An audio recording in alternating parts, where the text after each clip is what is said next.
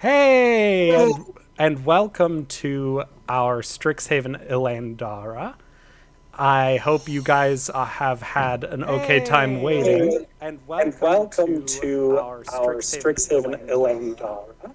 I hope I you hope you guys guys have have had an had okay an okay time time waiting. waiting. And And welcome welcome to to our our Strixhaven Strixhaven Ilandara. Ilandara.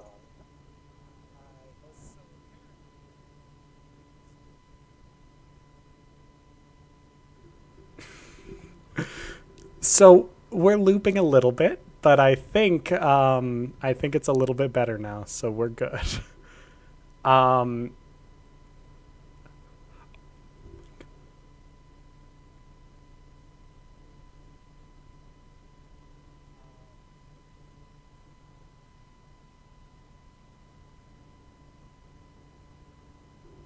Okay.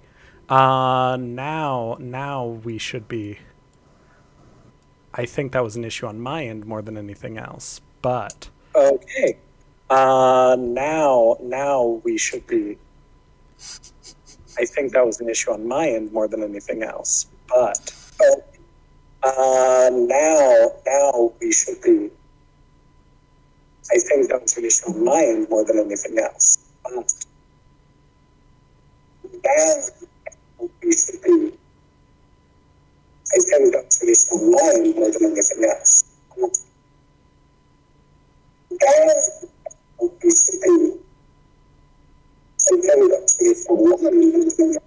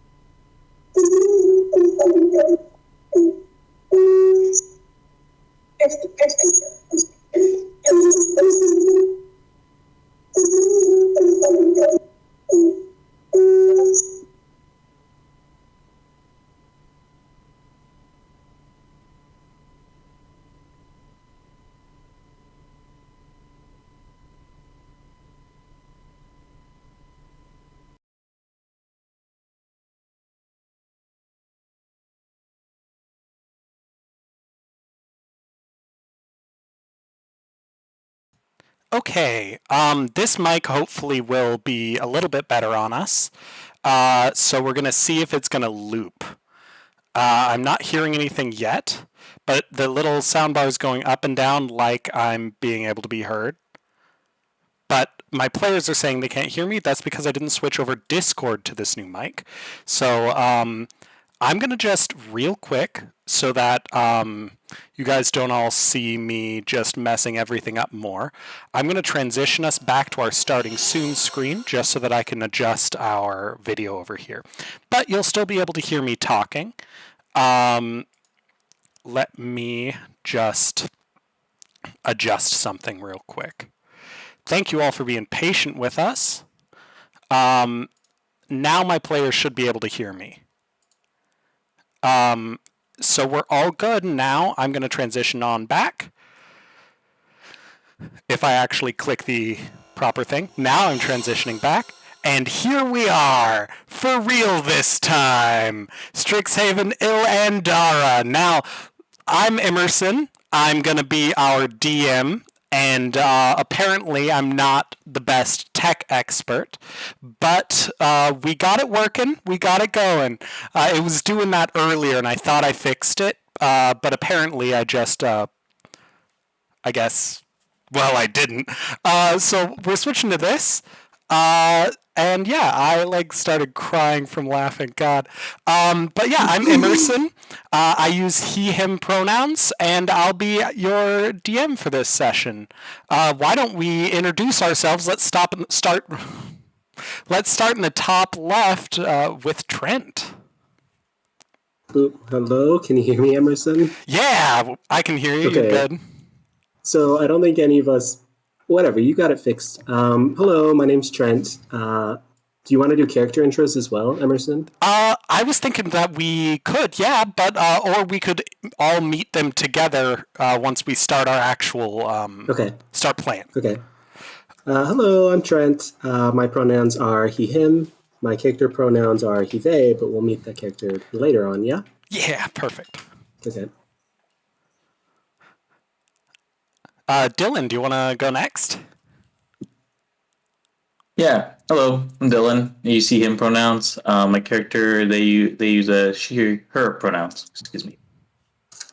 Hiya, Deja. I use she, her pronouns as well. My character, who we'll meet later, also uses she, her pronouns.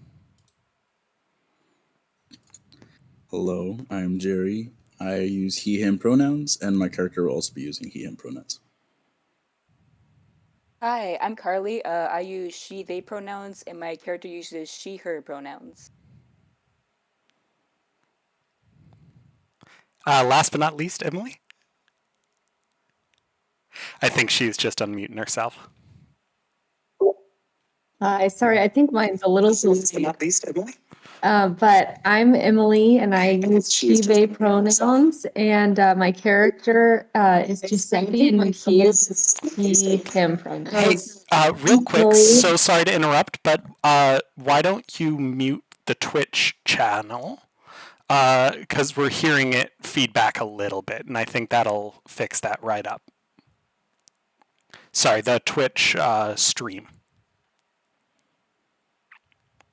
It should be down at the bottom by the player, like where the play pause button would be. There's a little speaker. Just click mute and you're all set.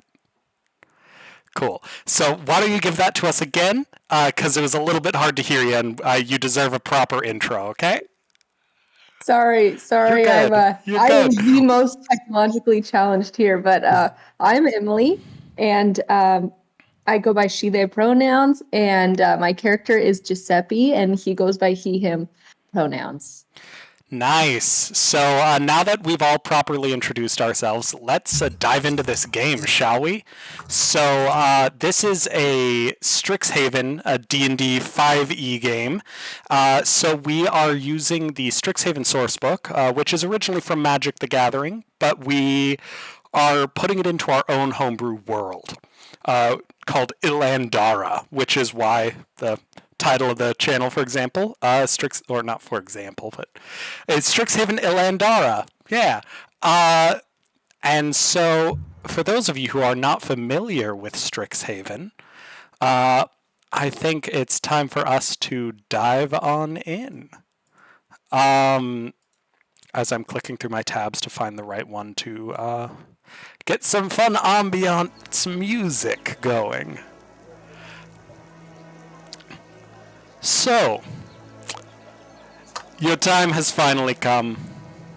The magic coursing through your veins can no longer be ignored, and you seek to hone it, to perfect it. You seek to become something, part of something greater. You seek Strixhaven.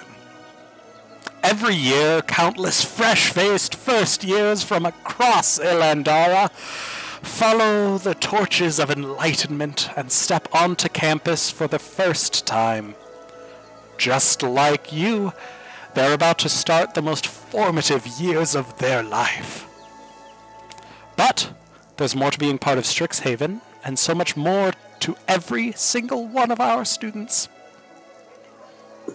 Tell me, are you Silverquill? Do you bask in the glory of the spoken word, using its shadow and radiance to inspire your allies and condemn your enemies? Or are you Lorehold, hoping to uncover the secrets of the past and speak with the spirits of the deceased in order to discover both the order and chaos of a world long gone?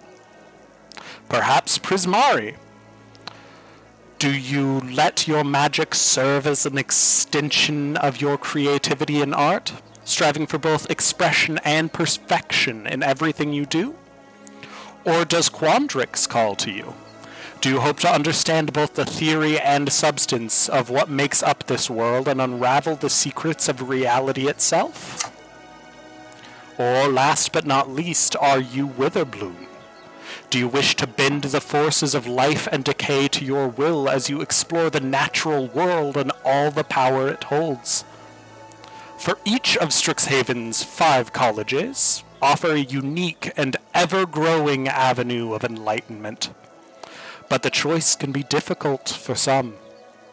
Lucky for you, your first year here on campus is an opportunity to explore all of them before declaring your college of choice at the start of your second year. Strixhaven welcomes you with open arms, and we can't wait to see just who you will become.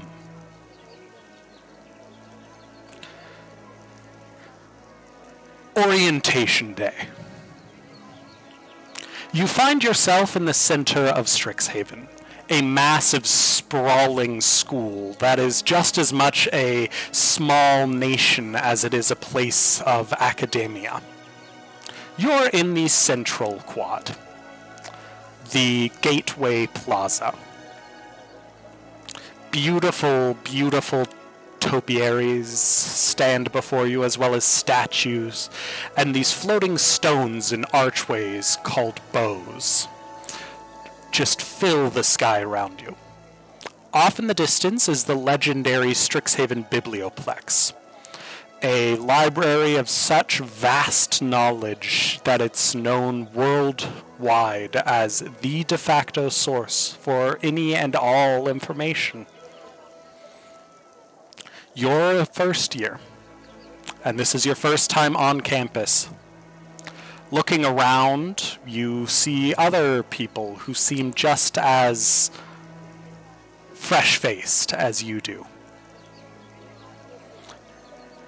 They all seem to be congregating over toward a woman, an Owlin woman, by the looks of it.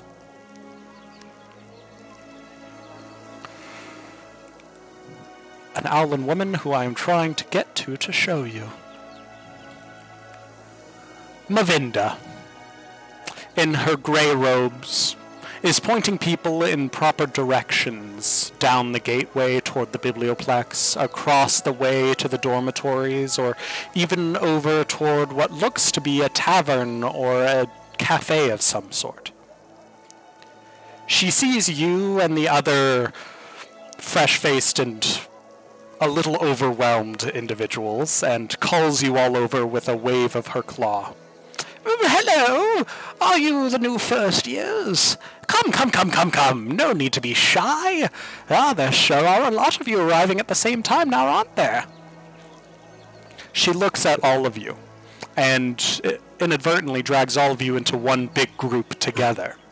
Now, I'm Mavinda, your student advocate on campus. It's my job to make sure that you're fitting in well here. I take it you just arrived, all of you? Well, let me tell you, it may be a bit overwhelming, but it is going to be an absolute blast here. I promise. Now, tell me all of your names so that I make sure to, well, I try to remember these things, you see? I am a student advocate after all. I have to know the students I'm advocating for. Oh. Anyone like to go first? How about you, young man? She says, pointing at the youngest of your group. Why don't you introduce yourself?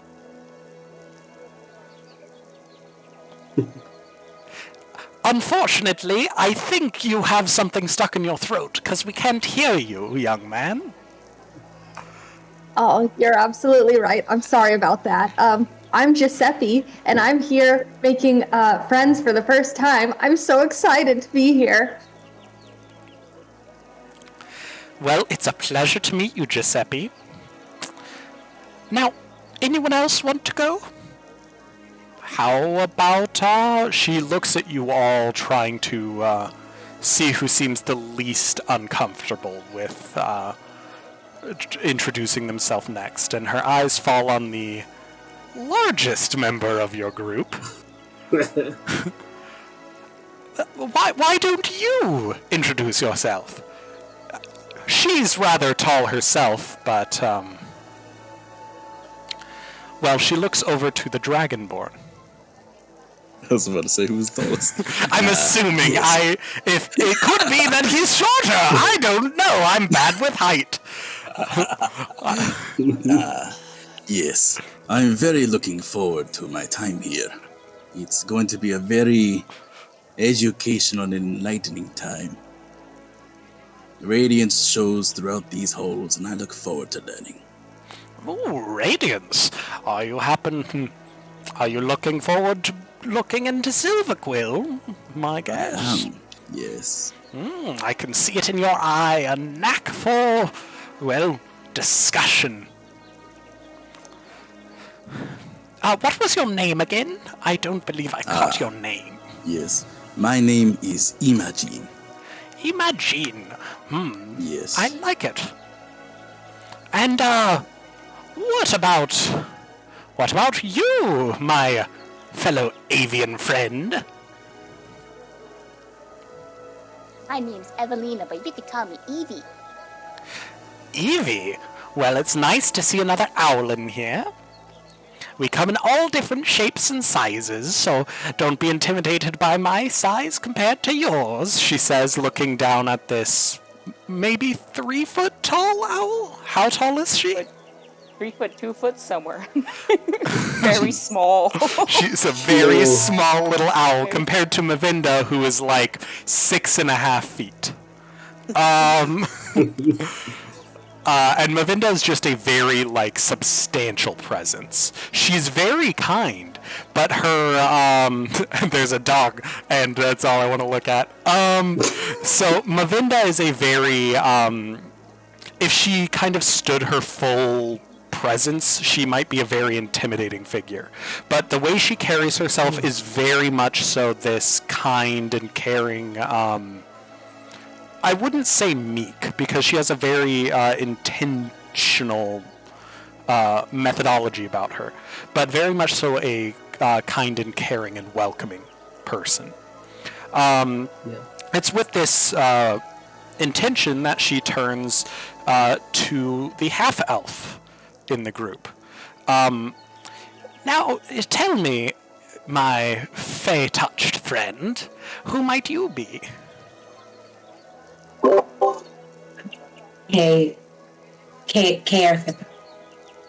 Caerthana Helesto.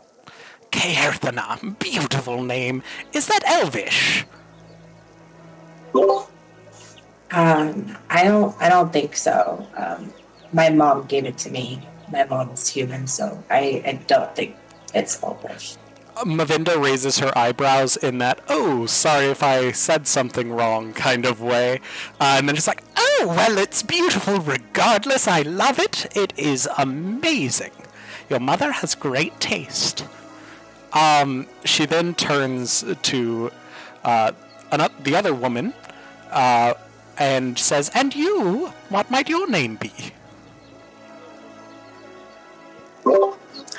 Hello, Riza, you can call me Rai. I'm happy to be here. I'm a little nervous. I don't have a lot of friends, but I'm excited to make a lot of friends. Well, Rai, you came to the perfect place to meet like-minded individuals. That's what the colleges are all about. You find your group and get to stick with them. It's, I'm happy I caught all of you at once. You'll find that getting to know your fellow first years is immensely helpful. You might even find yourselves sticking together over the next 4 years, even if you go into separate colleges. I'm not saying that I'm not trying to assume that all of you are going to get along well, but I mean, I've got an eye for these things. Excuse me, were we all going to do introductions? Oh, yes. Or does that not matter? Oh, no, hi. Yes. She seems a little like, oh, I'm so sorry. Oh. No, it's all right. I usually have a lot more people looking at me, so it's kind of nice. There's a lot of people around, though. What you can see is a somewhat shorter halfling, somewhat androgynous, but the most defining thing is that they have this mechanical, almost clockwork-looking hand that they're kind of like every once in a while kind of clicks and whatnot. My name is Syntax. Is there going to be this much walking always? She seems just for a moment a little surprised by that statement, but then she quickly rights herself. Oh, well, our campus is very large, but we pride ourselves on being accessible. All of our stairways have teleportation runes at the bottom that can take you right to the top in case you need the additional aid, though you will, well, I suppose you're talking to the right person. I have to give you magical clearance in order to use it. Just so security reasons, as after all, teleporters can, if someone messes with the magic, send you different places sometimes, and What could happen? Well, it's more about, Have people died? No, Syntax. Nothing like that. Her feathers are kind of poofed up a little. No, it's more about security. Think of it as all of our teleporters are a little bit networked, and we don't want someone we don't know teleporting into the restricted section of the biblioplex. You understand? Oh, they're restricted sections then. Oh, most certainly. We are the repository for all magical knowledge on the material plane, and considering planar travel is quite, well,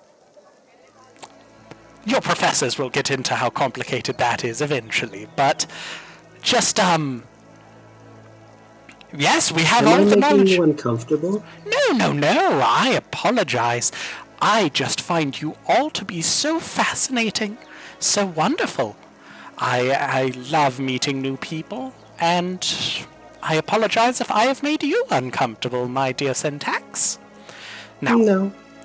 Well, that is good to hear. She pats your head, kind of kindly. There are these.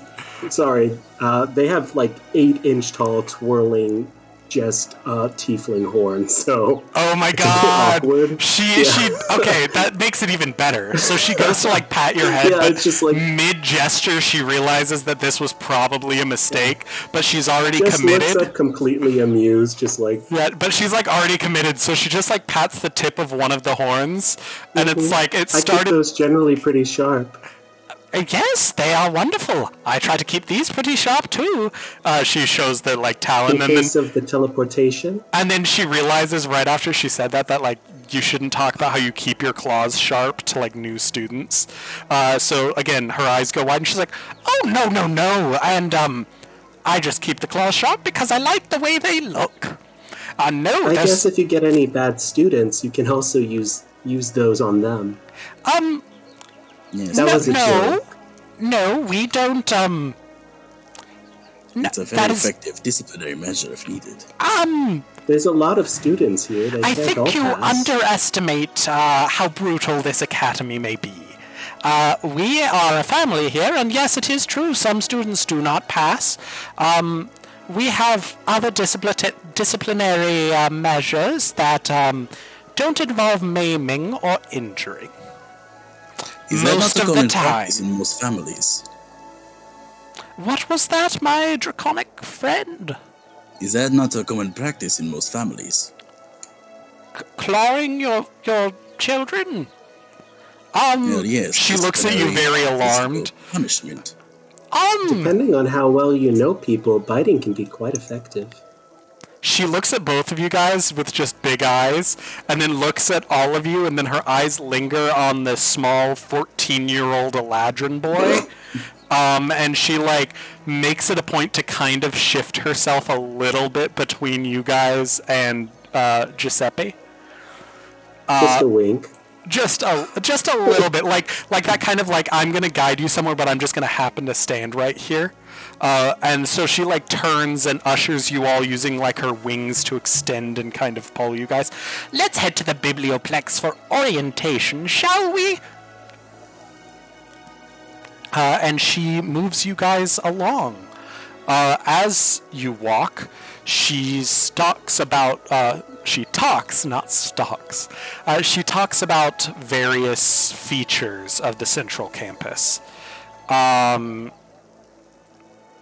me load it up real quick. She talks about the Biblioplex, where you all are right now, the Archway Commons, which is just south of the Biblioplex. There's also the Fire Jolt Cafe, which is at the edge of this commons. You probably saw it.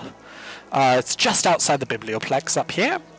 It's a nice little cozy cafe where a lot of students tend to spend their days getting caffeine and cramming for exams. Well, it's pretty. It's a nice little place. The manager is an elf named Alina. She's very kind and very sweet. We sometimes. She stops, just kind of like, that wasn't important. She's very good. Do you have a thing for this person? No. I have learned she is better at poker than me. So she's awkward, but so it's more of a gambling thing. Is gambling allowed on campus? Yes. But she like hunches down a little bit. She's like, but again, it's not something that, as the student advocate, I should be going around announcing that I partake in. So, do you have a gambling problem? No. There are places you can get help for that. It's not a gambling problem. What is gambling? Okay. We'll I teach feel like you you're later. old enough to know what gambling is. Wow, that was judgmental. Yes. I thought you were a student advocate. Okay. She just like There are poofs up different again. gambling styles. She You just can do high stakes or low stakes. She's very flustered as she turns around. She's like, you're right, that was ageist of me, and I did not mean that. In that way, Giuseppe, I apologize. Gambling is where you bet various things on the outcome of an event. Yes, you could bet money, you could bet, chores, favors, exactly, Syntax. We can, break down the... she looks at you for a moment like she was gonna say something along the lines of, like, we can unpack that later, but then realizes that, like, that might be asking for something, so she just kind of, lets it die in her mouth. Yeah. This is fun. I thought we'd be getting books and schedules, but instead we're talking about gambling and restricted sections in libraries. Oh, well, we will be doing all of those things too. Though, unfortunately, once I pass you on to the Biblioplex, you all will have to fend for yourselves, as they say. But don't you worry, the Biblioplex is all equipped for the first-timers, and we'll have some amazing activities, as well as booths for on-campus extracurriculars. It's going to be a wonderful experience. Meanwhile, I will be sure to get your schedules up and ready for you, so once you're done with the activities, you can get your classwork schedules. She kind of like petered out there. I worded that awkwardly. But I will get you your schedules. I have all of your names now, and you know what they say, an owl never forgets. I don't know if they say that, but I like to say it. Oh. Well, here we are! And she, like, gestures you all, kind of pushing, kind of, you get the feeling that she might be a little bit relieved to pass off Syntax, mainly. Yeah. And Imagine. She's pushing. Watch the horn. Yeah. Now, when you say fend for ourselves, do you mean the more gladiatorial combat practice, or more so? We don't all have claws. No. So, maybe it would help if I came in with you. So, why don't I lead you to the next place you're supposed to be? Okay? Does that work for you all? She says it in this way. You don't believe in us. No, I believe in you fully. That's why you're here at this school. I just want to make sure. It out. She looks at They're just you. gonna walk just towards the center. They're gonna walk in. Very well. Well, have fun figuring it out. She looks as you guys are parting ways. She leans down to Evelina and just says quietly, "So, make sure they don't hurt the kid, okay?"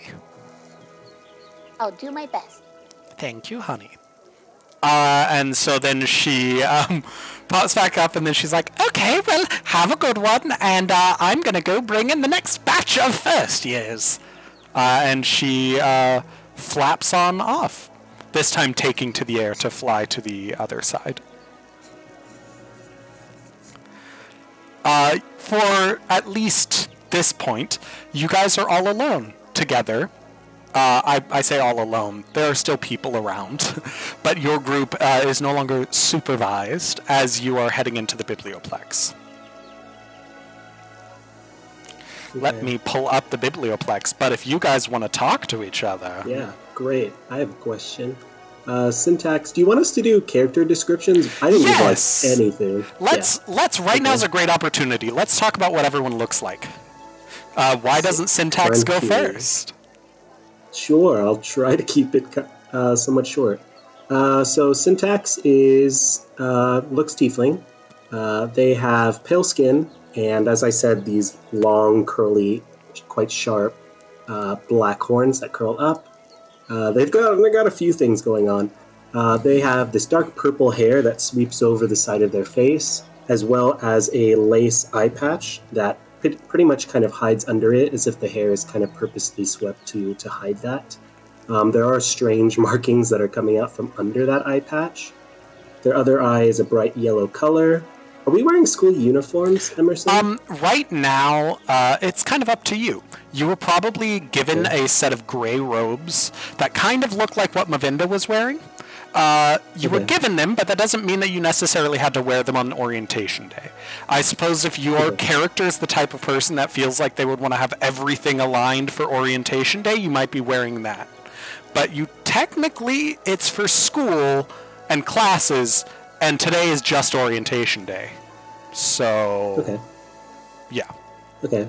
They're probably wearing robes then. In that case, they did their best to make it seem more like personality based, probably like hitched up a couple things, tried to make it look a little bit more like flashy or form fitting in whatever kind of sort of way that is. Yes, so they do have that mechanical kind of jointed arm. And let's see, what else? Yeah, they're by the way, they are very they're shorter, 5'7" without the horns. Long boots, but they're very thin. They're kind of gaunt in a way, and they do have this androgynous, somewhat attractive feature to them. I think that's good enough. Does anyone have questions on that? Sick. I'm going to pass it off to Jerry then. My character is like a very tall, slim-built gem dragonborn. So in the sense of very draconic looking, except for the fact that his skin looks and feels like a tough-built gem. They're emerald green with different hues of like shades, as well as some tints of red within it, just adding to the shade and kind of like the age of it, along with the outfit completely foregoing the whole traditional ceremonial robes, is just wearing ragged looking clothing with like hide and like rags that they were sewn together, much like a scavenger-esque type outfit. So like just wrist wraps and everything just kind of wrapped around, looking it's like not from the most high-end society type spectrum is where it's coming from.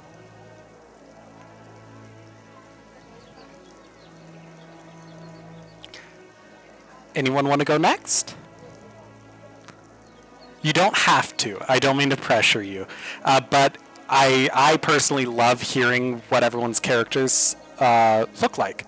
I'm setting some stuff up as well, so I am listening. I just didn't want you to think that I wasn't when I was looking at that screen. I realize.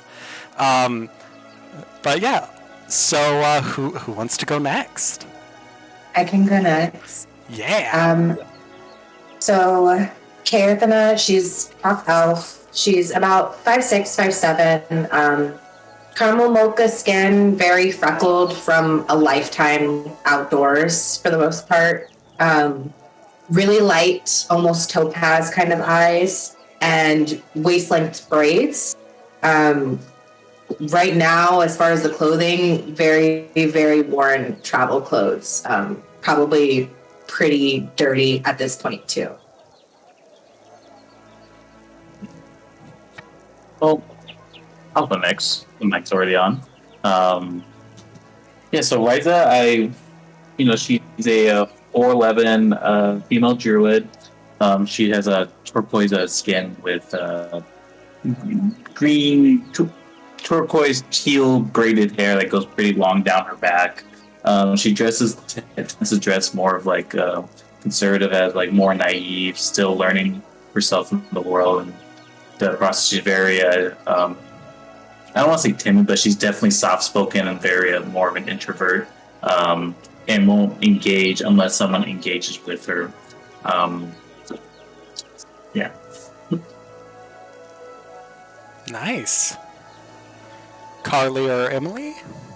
Do either of you guys want to go? I could go. Alright, so Evie's a small little Alwyn, about somewhere between 2 and 3 feet. She's so cute.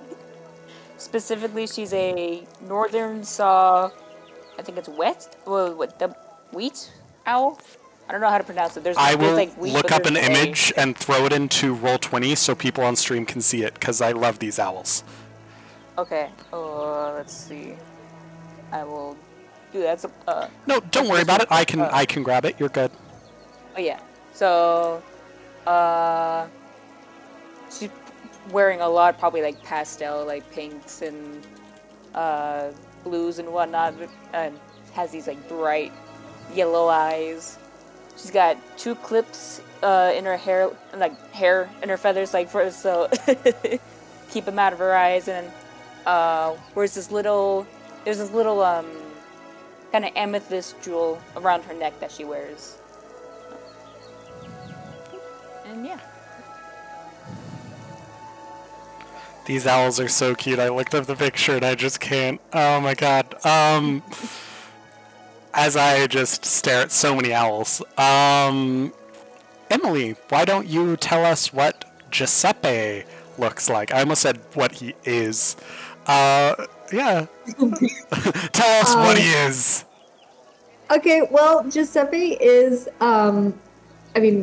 human really, but also part elf, and specifically an Eladrin elf. So his mood changes a lot depending on like what happened throughout the day, and goes back and forth between mostly spring and summer, but sometimes winter and autumn as well. So he tends to be a little bit more like energy, hyperactive, but also grew up very sheltered, and is going to school very young because his parents pushed him to be ahead in school.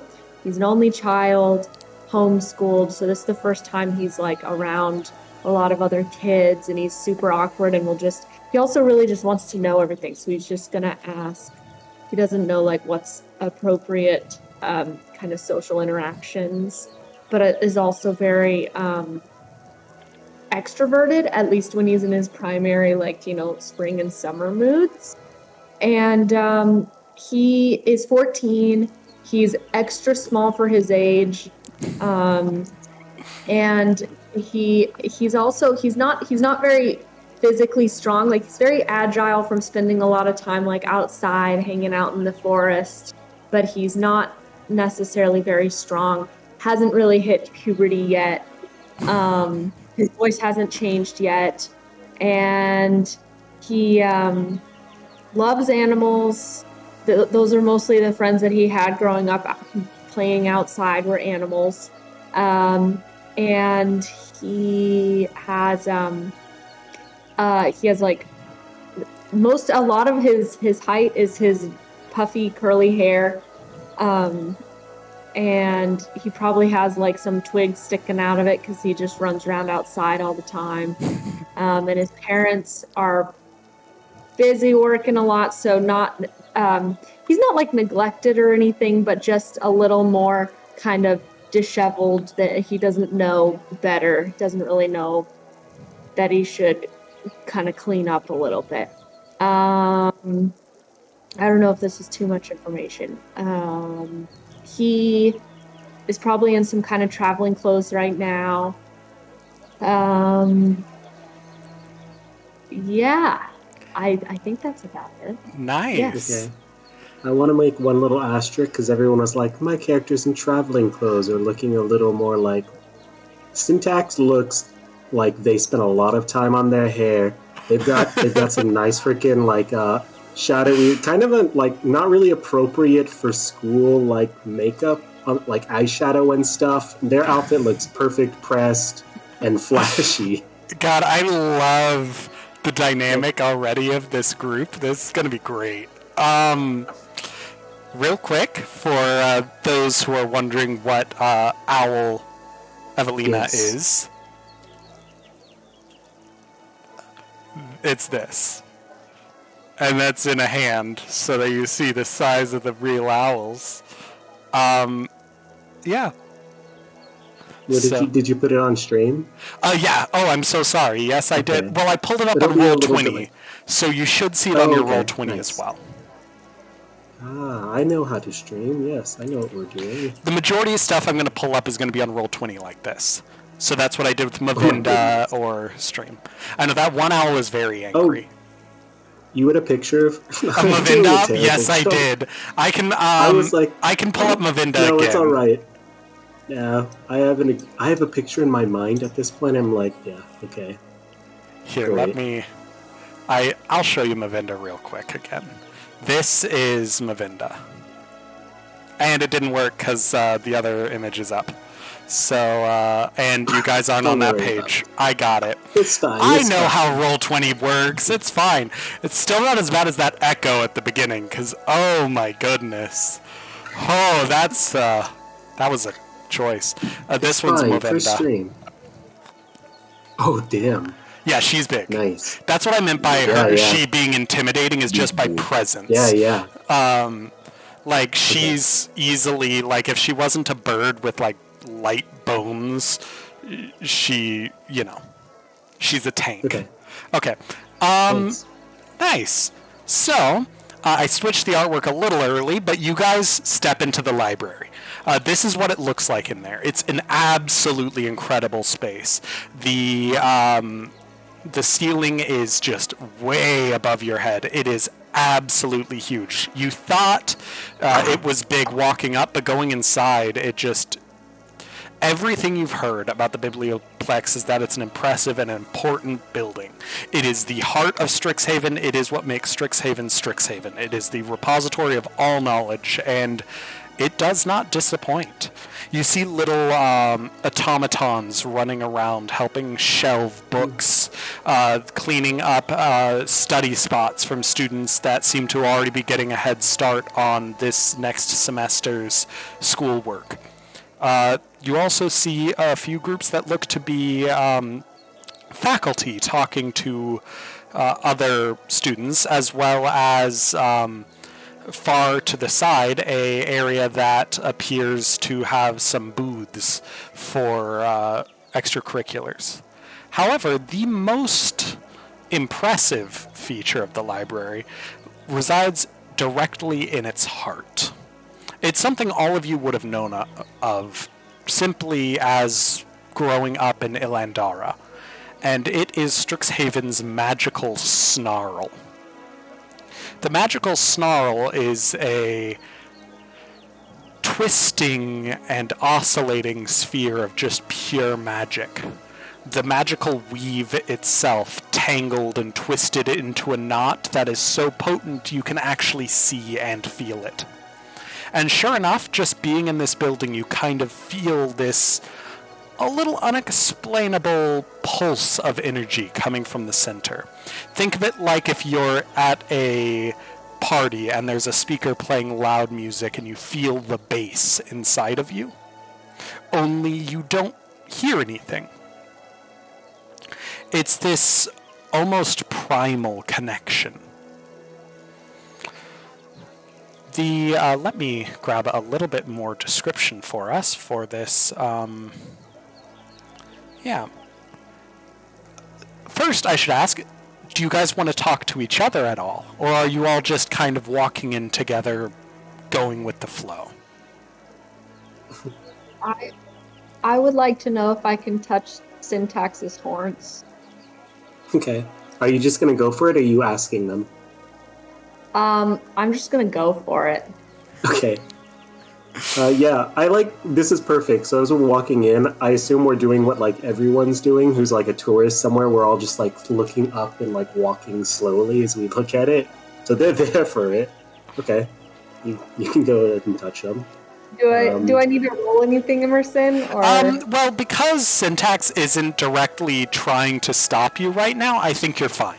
Yeah. Unless you're trying to do it sneakily. If you're trying to sneak it and make it so Syntax doesn't know you're doing it, roll a sleight of hand for me. I'm not. You're not being subtle. Just Perfect, go for it. Perfect. Okay. Yeah, they're smooth. They're mostly black, but they kind of fade into like a gradient chalk gray at the top. Okay. And as you're kind of petting them, I like to think that they kind of like turn to the side and just go, "How was that?" That was exquisite. I've never touched a horn before. Most people generally ask, but not everyone. I usually like the people who don't. Oh, I'm sorry. Am I supposed to ask? No. I mean, and then they're just gonna like, you're Eladrin, yes? Yeah. She's gonna poke at the tip of your ear. Okay. Whoa! Nobody's touched my ear before. And how was that? New. Exactly. And then they're just gonna like dead ass look at the rest of you guys. Okay. This is amazing. Syntax is actually gonna look over at Deja, your character, and go, your name was Sorry, I didn't really hear it the first time. You kind of mumbled something about your parents and didn't seem too excited to say your name, so I just wanted to make sure I got it. Aerthena. Aerthena. Do you have a shorter nickname perhaps you go by? K, I guess. K, okay. And that's not Elven? Like I said, I don't really know. Oh. Alright. I made my actual syntax, if we're all going to just say random stuffs about our names, syntax isn't actually my name, it's a nickname. What's your actual name? Sin. I just prefer this one. It makes people less uncomfortable. Sorry? Oh, so your name is Sin, but you go by Syntax.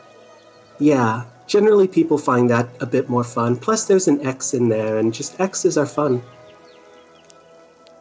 I guess so. They'll just X's nod. do be quite fun, especially during hunts. Do you do a lot of hunting? Well, hunting to say is more so like a search. I guess hunting's more so like a search, you know. It's the thrill of the catch. You look for certain What are you things. looking X are for? usually the marks. You know, marks. Marks. Not Any mark. marks in here?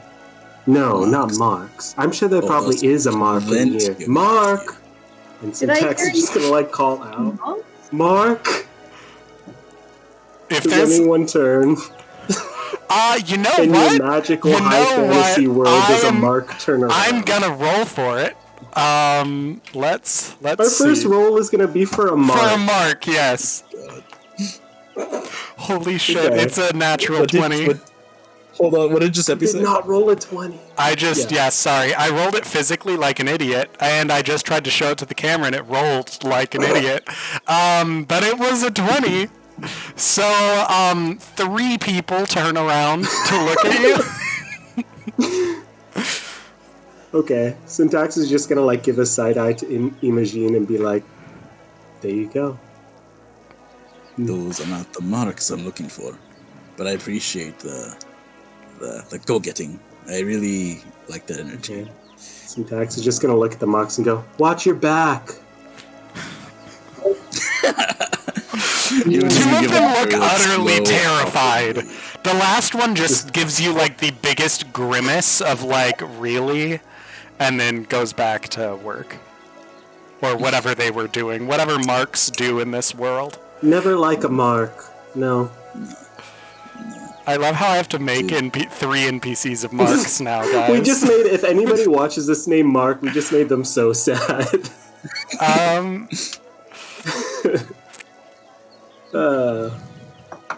Okay. So what's up with the ball of magic? Is anyone gonna go touch it? You should touch it, Giuseppe. You like touching things. Is it just hovering in the air like 100 feet above us? Right now, a good way to think of the layout of this... oh my god, where is it? Which tab is it? Which Library. tab is it? Yeah, I know. I actually have a map, but of course I lost it in all the tabs. So there's almost a center room within the library that has this... has the snarl in it. It's called the Hall of Oracles. And surrounding the snarl are a whole bunch of statues of, you guessed it, the Ilandarin Oracle, who is someone who is supposed to kind of be a keeper of knowledge for the whole continent. So, as far as main features of the library go, I'll give you a quick rundown of just like what you can see / what's on the little, the podium right by the entrance. Okay. Sorry, my ear itched. So there is the Hall of Oracles in the center. And on either side, left and right, if you're looking straight in, are the main stacks, which are the main bookshelves of the library. They're absolutely massive, just stretching off to left and right. You can see the far walls, but think of it as kind of walking into St. Peter's Basilica at the Vatican. Just this absolutely overwhelming space. The Cogwork archivists are putting things away. Then there's the Hall of Oracles in the center. Off to the far left in the far back corner is a closed-off room that the little sign says is a student and alumni art gallery. There's also an amphitheater on the complete opposite side of the biblioplex, opposite the Hall of Oracles, as well as what looks to be on the far right in the back, kind of opposite where that art area is, look to be a few rooms for student activities, as well as what looks to be a student council hall. There's also the advanced stacks, which are just more books that are for more advanced students. Yeah, you're also standing right by the main lounge. It's the front kind of curve of the biblioplex, and in it there's some couches and benches for people to sit, as well as a small cafe and a student store that seems to sell both snacks such as sandwiches and whatnot, as well as merchandise such as scarves of your school or fun little plush versions of each individual college's mascot. But yeah. Right in the center where you're currently standing is a round information desk, which has this map telling you everything about this. As you're kind of reading this map and absorbing all of this, someone pops up behind you with a relatively loud but pleasantly boisterous hello. Hiya there, how you doing? You turn around and see this young woman standing there, extending a hand out to shake your hand. The name's Nora Ann Wu. How can I help you guys? I'm here to help the first years. I am going to be in charge of your dorm assignments. I'll be your RA this year, and I have heard so many great things about you guys already from, Mavinda. But, yeah. How are you guys doing? Oh, Mavinda already talked about us? Oh, yeah, she said that you guys seemed like such a great group, and that I should go and introduce myself right away. That sounds like more so she's worried and doesn't trust us. No, not at all. You guys misinterpret Mavinda. She cares so much about every single one of us, and you know what? I care about you guys too. I had a really, really interesting first year. Not bad, but a little overwhelming. And I just want to make sure that no one else has that same situation, okay? Did someone have that teleport incident? Did someone die? I don't know of a teleportation incident. I don't know of one. But, Okay. Yeah. What about what actually happened? Oh, no, for me, I just didn't find anyone that I could talk to about some of the stress that I was going through. Academics and the like. So, that's one thing that I want to be there for.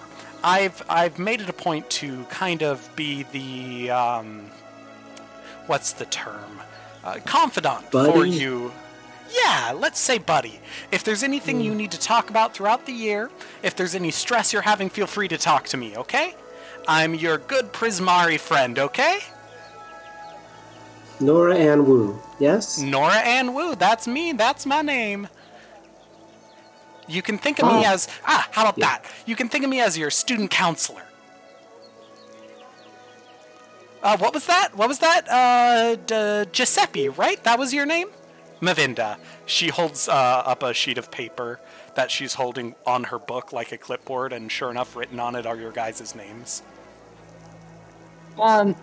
Giuseppe is going to, run up to her and, take her hand and then, bow awkwardly, all the way down to the ground. Oh, and be like, to make your acquaintance. Thank you. Thank you. You don't... Okay, let's get up. You don't need to do that, okay? That was impressive. We're all students here, Don't dismiss him. He just pledges allegiance. You have to honor that was a sign of respect. I appreciate it. And you know what? You have to repay that with another sign of respect. She does that same just really big bow to Giuseppe. And she's like, there, look, we're on the same level, okay? Just because I'm going to be your RA, I don't want you to think of me as someone who's kind of, above you in any way. Okay? We're buddies. Yeah, we're buddies. Right? I'm here to be your confidant throughout this year, okay? So if you're having trouble because your roommate's snoring and it's keeping you awake, talk to me. If you're having trouble because you're getting picked on by someone in one of your classes, also talk to me, okay? Look, I'm here to help you. You think I'm gonna be picked on? No, that was just an example. You seem like such a sweet guy. Now, let me preface this, Giuseppe, just because. Okay, so we all know that Strixhaven is, in general acceptance, is when you become an adult at 16, right? When you enter your apprenticeship years. And so that's the general kind of time that people start coming to Strixhaven. But some people, like myself, I came a year later, so I came when I was 17. So now I'm a second year, I'm 18, but that doesn't change the fact that we're all students together. You, Giuseppe, I think you're, Mavinda mentioned you're part of the Prodigy program, right? You were accepted early. Normally, she turns to talk to the rest of your group. Normally, again, acceptance is at 16, but for very special circumstances, you can come into the school as early as 14. Any younger than that, and, well, the idea is that you should still get to be a kid a little bit longer. But yeah, Giuseppe, I don't want you to feel like you don't belong just because you're a bit younger, okay? And, I do want to say, though, the Fire Jolt Cafe and the Bows Inn Tavern are not going to be giving you any alcohol, okay? Just just prefacing that now, they make sure not to give it to you because obviously you're not old enough. Got it? That's something that Mavinda said I have to kind of be a little strict on, but like, again, I'm. She kind of is. I thought we were buddies. I thought we were on the same page. She and level. leans over, like, kind of the like play whispering. She's like, honestly, a little bit's fine here and there, but like, don't get caught ordering it, right? Like, if you and your friends. Then I asked you to order it. No, that's not what I meant. Just what I don't see. Don't worry, Giuseppe. I'll get you a drink. Yes. Oh, non-alcoholic, of course. Wink. Okay. I feel like I might have given you a little bit longer. I'm sorry. What was that you meant, Gene? Why stop at getting him one when we can just teach him how to make it? Then he has it whenever he wants it. I feel like I might have given you all a little bit too long of a leash here. I want to make sure that you guys don't enable any possibly, we want to make sure Giuseppe passes all of his classes and does the best he can do. So drinks are fine, but like at the right time, okay, guys? Make sure. Well, I think he'll be fine. Age 12, I learned to make my drinks. Okay, I'm just gonna change the topic. I'm not even sure if I'm alive anymore. What? You know, that is a great topic that we can change to. Not you being alive or not. Being no. Dead? Kind of. What colleges are you guys interested in? If you really like life and death stuff, you might really like Witherbloom. But I see you have a clockwork arm there. That's neat. That's super cool. I had to make this. Well, if you Otherwise made that, I wouldn't have one. Well, I mean, that sounds like it was probably not a happy story, but that arm is awesome. What happened to it? Yes. I don't think that's an appropriate conversation to have with 14-year-olds. Oh, okay. So I'll ask later then. I'll ask when we get drinks. Okay. Nora, you can see, is quickly trying to get the conversation back under her control. Nora, what college are you in? I'm in Prismari, the one about self-expression and art through magic. I heard that they have a color course. They do, yeah. Are you not a fan of colors? Oh, I just thought we were here for serious things. I learned colors at some point.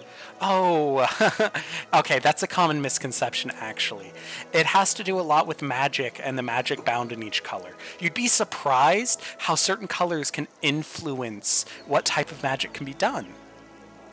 And even just, it's honestly really fascinating. Look, I signed up for the class originally, kind of making fun of it, too. I can't, hear me out. I thought I was going to be Silver Quill. But, here I am. I took the colors class, of all things, and, well... Colors class did it. Wow. Yeah. Okay, I'm lying. The colors class isn't what did it, but it was a good class. Okay. Okay. Let's get you guys going on to this orientation, okay? Head into the Hall of Oracles, and there you'll get to meet someone special. I'll add he's not actually there, but, it's still cool, so just, yeah. But you'll get to, she air quotes, meet someone special, and then there's a fun scavenger hunt, with prizes. With prizes, it helps you kind of learn about the Biblioplex. So that's fun, right? After which, Mavinda set me up with your guys' class schedules, and I can give them to you, and take you guys on over to the dorms. You got it? Okay. Thank you. Cool. Yeah. That sounds good. Once you're ready, just come and meet me. I'll be staying here at the information desk, okay? So once you're done with the scavenger hunt and all that, you know where to find me. Remember, Nora Ann Wu, your classmate counselor. This is fun. We're gonna meet someone special. Day 1, and we're already meeting special people. That was something I always thought we'd maybe meet once in a lifetime. She doesn't quite know how to respond to that, so she's just. Oh, hi. Okay, well, have Bye. fun. Bye. And she like intentionally pays very close detail to like her list. Not entirely. Yeah. I will now share with you guys Nora and Wu. If you guys. So now you have access to her whole little thing. There's a description of who she is, as well as her picture. If you want to read this anytime, you can read it in Roll20. If you click on over to the little newspaper symbol in the top right, all of the little symbols on the top right of Roll20. The newspaper will have all of your compendium content. So any information that I share with you guys. Right now it has a folder called Players, and in there are all of your guys' tokens, or at least they will be there. I just haven't put them there yet. But you should also see a section for students, and you should see Nora and Wu there. I'm also going to share with you guys Mavinda, because you've met her. Show to players. There. Now we have Mavinda there as well. And yeah, I'll click out of these so that our stream doesn't have to look at all of them. But it's there with some extra information about the characters if you want.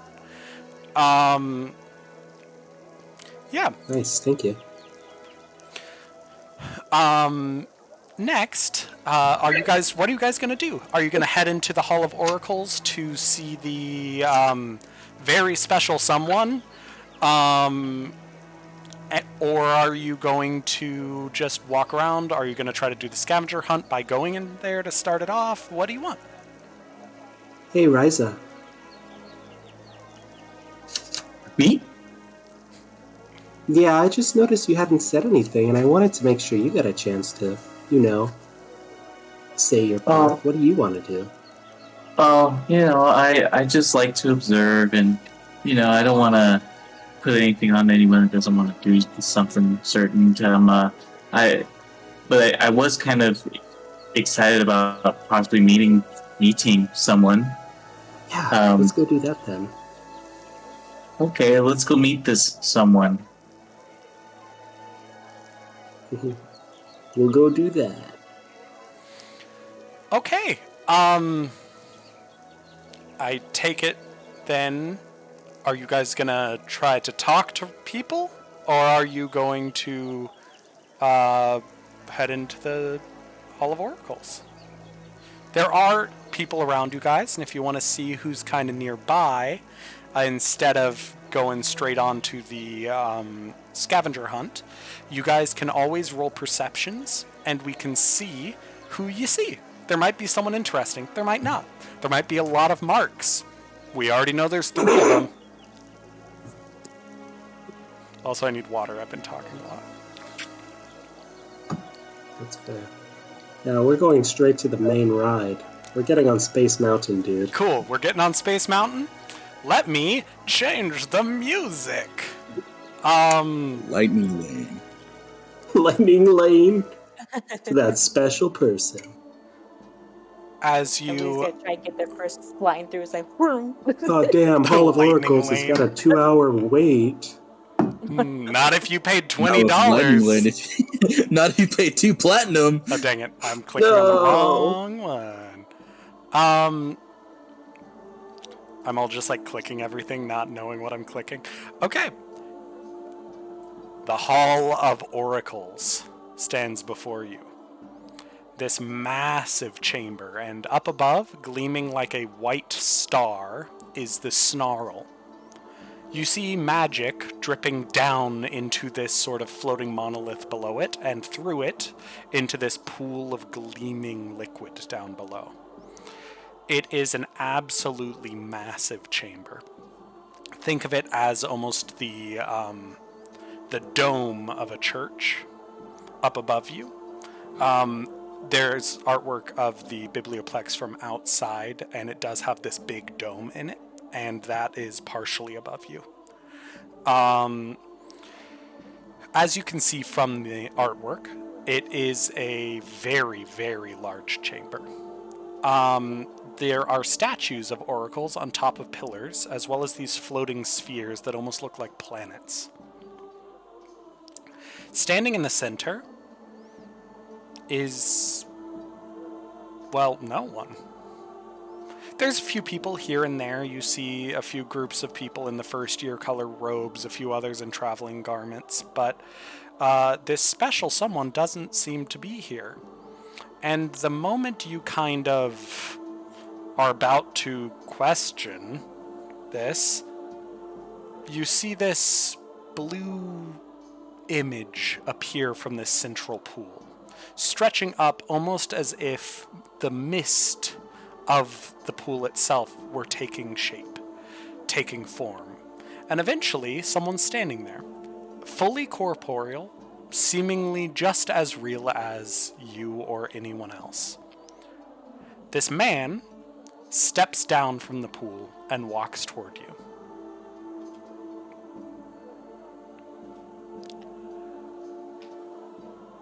My name is Director Tiava. I am the voice of the founders and serve as the head of Strixhaven in their stead. You notice he has a blindfold over his eyes. Come, my future pupils. Come and experience the wonder that is Strixhaven. And welcome. He dissipates in a poof of smoke. In his stead is a scroll, just floating in the air where his torso once was. It unravels itself as you look toward it. And I clicked off the page like a dummy. It is still unraveling. It's unraveling really slowly. It's a very slow unravel. Does anyone else want to try to drink from the pool? As you I say also that, wanted to drink from the pool. you hear Director Tiava's voice echo. The rules are simple. Each clue on this list will lead you to a different location in the biblioplex. Simply travel to the area each clue references and perform the action the clue suggests. Time is of the essence. You only have until the end of the day to finish your hunt. Solve as many clues as you can, because at each location, you may win a prize. Now then, off you go, my young pupils. It's, as the voice dissipates, you get this strange feeling that this man tries to give off the air of being, like, really cool and regal. Yeah. But, like, also has a little bit of dad joke energy. Like, he really is trying his hardest not to. Like, just the whole, like, time's of the essence, but you have the whole day. Just exactly. little things here and there that, like, you can tell he's, like, trying to give this air, but he's really trying. Yeah. But yeah, the scroll settles into whoever's hand is closest. Assuming anyone is reaching toward it. If not, it's just going to float there awkwardly. If no one takes it, Hello? Evelina will take it.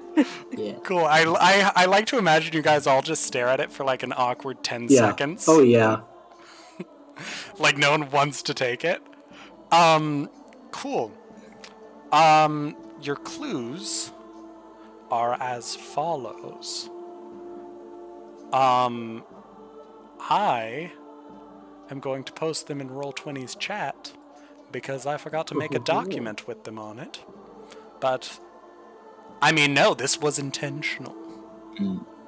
Yeah, exactly. If no one knows, This it was an intentional. intentional thing. Okay. There it is. I see it. I will click out of this for the stream, but it's small font, so I don't expect the stream to be reading that. Your first clue reads as follows. You'll forget all about any oh, hold on. As you're reading it, Tiava's voice reads it along with you. You'll forget all about any trouble or plight when you step forward and are ensnarled in light. Imogen's gonna walk into the pool. It's up high. You gonna jump up on there? As you approach the pool, what are you gonna jump up? Are you just gonna reach in? What are you gonna do? Reach in, try and climb in, whatever he has to do. Okay, so as your hand touches the pool, you feel something physical inside of your hand the moment you reach into the pool. Do you pull your hand out? Like? It's hard. There's something hard. I pull it out. Cool. You solved the puzzle.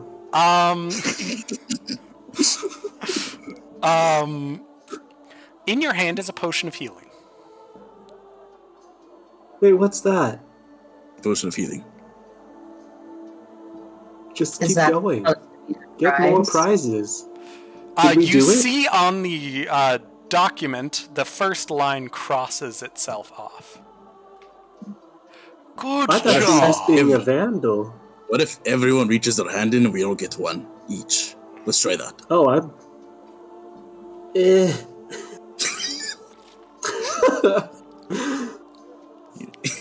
You're helping me up. give me your hand. The one that's not gonna fall off. Give me your hand. They don't fall off normally. Okay. Yeah. So I apparently did not describe the effect of the snarl's magic appropriately. As you reach into this pool of magical energy, instead of it just being like a pool and you felt something in your hand and you pulled it out, because that's underwhelming. You can tell I read this a little while ago, right? I mean, what? No, it's just a delayed effect. Yeah, you feel overwhelmed by the snarl's magical power and momentarily lose track of your body. This sort of sense of self, almost like you can't... I was about to get weirdly analytical, it's not helpful. Just, you no longer really can sense, it's almost like being in a dream. If you move your hand, you know it's there, but if you're not moving, you don't feel it. And then sort of it overwhelms you and you stumble back and you're holding this potion.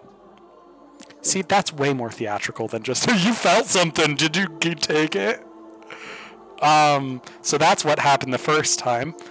And is what happens if anyone does anyone else try it? Yeah, Syntax was already we were doing our awkward stumble pull in and he'll come out and be like, okay, cool. Yeah, you all come out with a hold on. Are you supposed to all come out? Fuck it, you all come out. Oh, by the way, our stream does cuss, so yeah, suck it. Oh.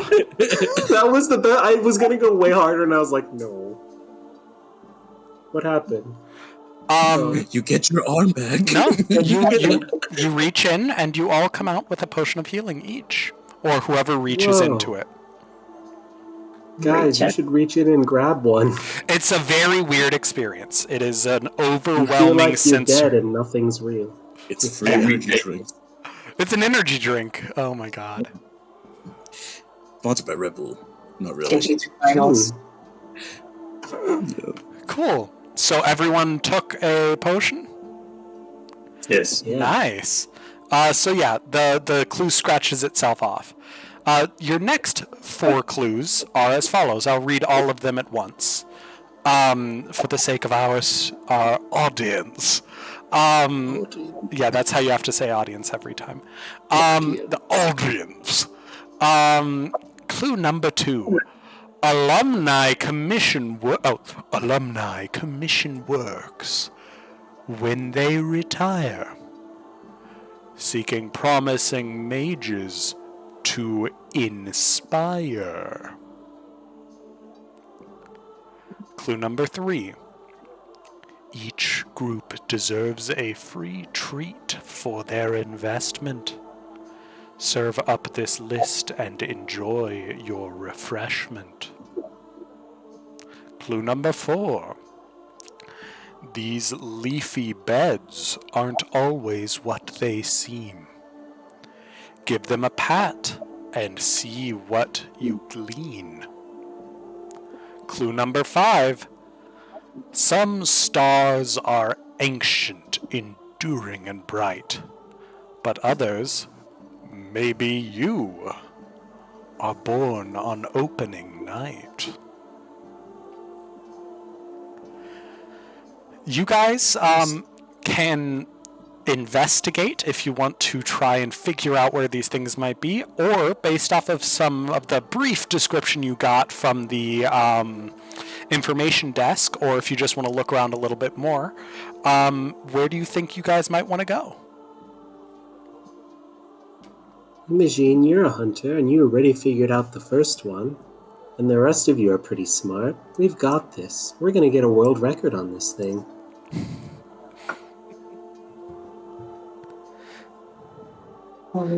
I do think clue number 2 might have been that gallery we saw when we first came in.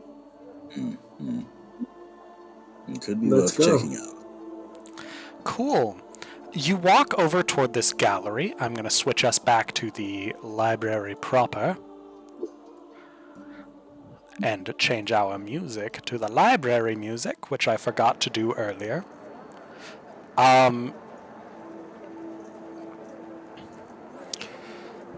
As you, is that a little loud? I feel like that's a little bit loud. I'm vibing. Then I will leave it, because I don't want to have to change all of the sliders. We're using tabletopaudio.com. It's pretty great. We're not sponsored or anything, but they're a cool website, and I want to give them credit, so... Which tab was I supposed to be on? This one. I'll organize tabs one of these days. As you head over toward the student art gallery, you pass by the main stacks. You also notice in the far corner, kind of near this art gallery, the art gallery is its own dedicated room in the biblioplex. But outside of it looks to be 2 very large green planters. When I say green, I mean full of greenery, not just that they're green planters. They seem very, very lush, and sure enough, you see a couple Witherbloom students tending to some of the plants there. As you make your way into the art gallery, there are a few other people here, but it seems to be a little bit less crowded than the rest of the library proper. As you wander through the as you wander through the art gallery, you see a portrait of several older alumni wearing Prismari College robes. There's also another portrait of what looks to be a windswept cliff. Another portrait of what looks to be an owlin, possibly related to Mavinda. They look very similar, but you see this one has a bigger sort of brows. There's also there's a decent amount of portraits, actually. There's quite a lot of portraits. What are you guys looking for? Or would you like to look for things? How about this? Let's roll an investigation check, everyone, or whoever is looking around, for the solution to this puzzle. If you're just looking for the sake of looking, don't roll it for me. But Never mind. Imogen finds it. I told you were a hunter. You said hunt in the clue thing. yeah. I was like, So they said hunt earlier. They're gonna kill it. all of you guys rolled high enough to actually find it. But because Imogen rolled first, I'm saying Imogen found it first, because it's also just funny. Underneath the portrait of the Prismari faculty, you notice a plaque that reads, "At Strixhaven, we were all inspired." And below that plaque is a small, tiny little lever. All of you guys Lever. notice this as Imogen closes in on it. You see the plaque and the lever and all of that. Yeah. For investigation, he kind of just like patting stuff down, seeing if there's anything different. He's like, a lever. Are you going World to do record. anything with the lever? You're going to pull the lever? Okay. You, as you pull the lever, a small little box pops out of the wall. You're not sure where the seam was. It was probably magical, but it slides out. And inside is a small little pennant. A Strixhaven pennant. This magical, wondrous item bears the symbol of Strixhaven. And while you wave the pennant, the symbol on it glitters, and it sheds bright light in a 10-foot radius and dim light in an additional 10-foot radius. It's like a little flag, but like it gleams. Who wants the It's a shiny rave flag? stick? Rave stick. It pretty Mine. much is a rave stick. I mean, you also notice in there are, oh, I'm so sorry. What was that? Someone was talking and I talked over them, right? Or was it just an echo? No. Never mind then. But yeah, it has the Strixhaven star logo on it, which coincidentally is the logo of on our Twitch channel. Oh, nice. But yeah, it's a gray flag with the star in the center.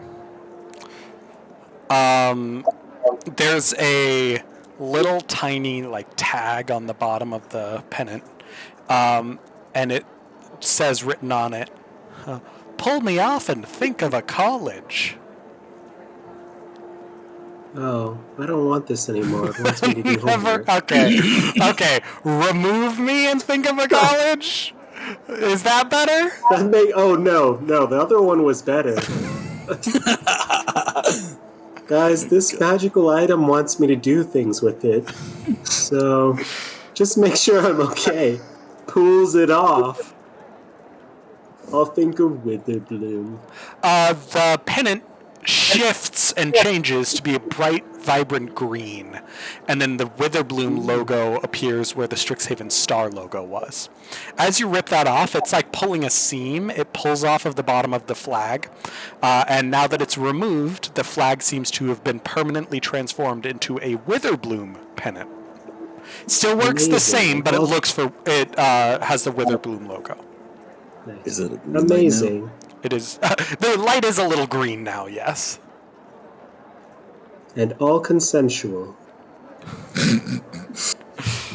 That was your fault, Emerson. No, I walked right into that one. That was, yeah.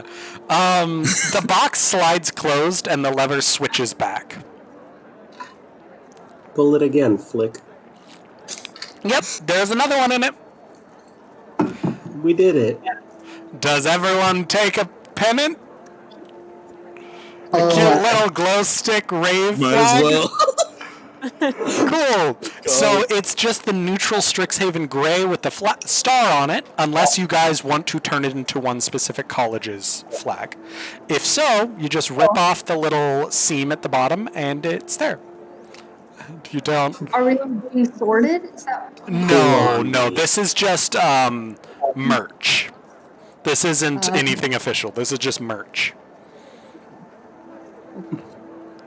It's a little mini flag, right? Yeah. Evelina?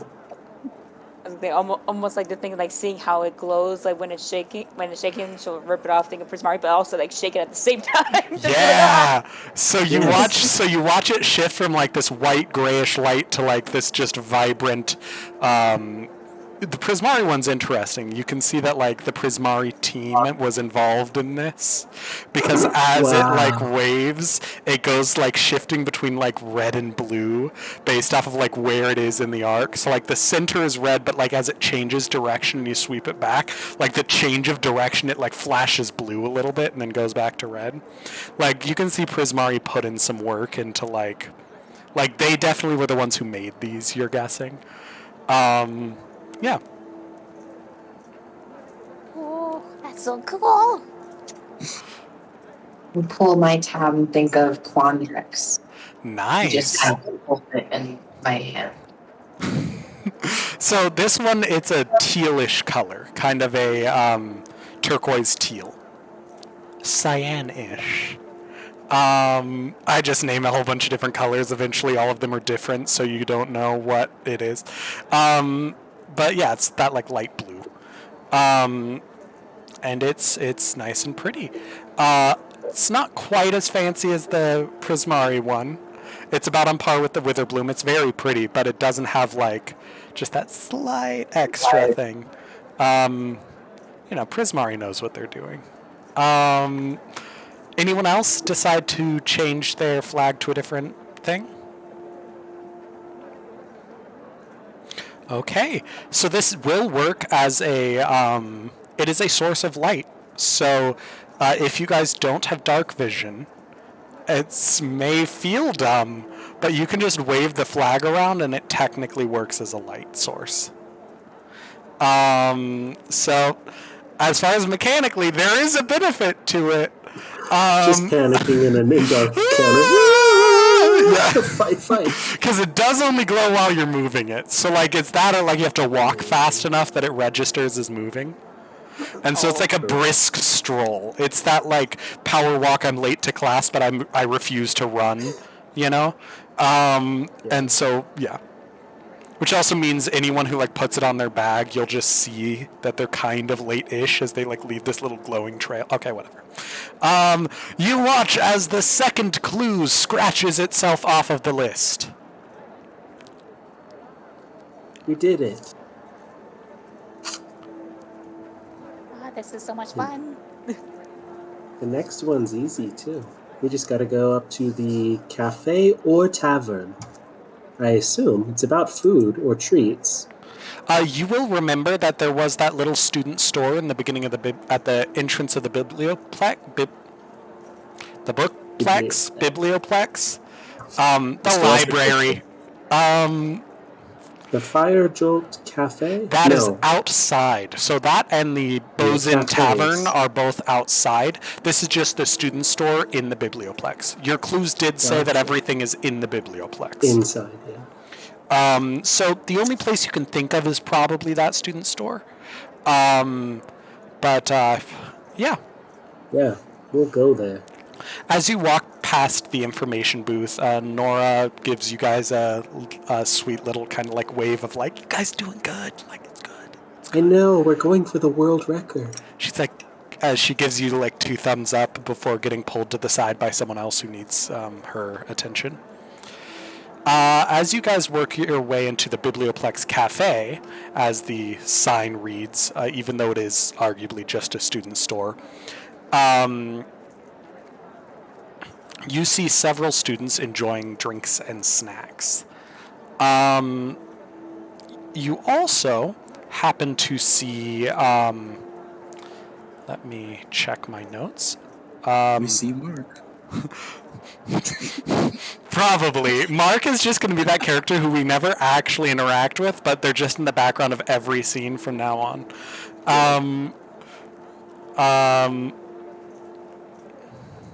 You guys, let me find the. That's the wrong one. I keep on clicking on the wrong one. Nothing happened. Let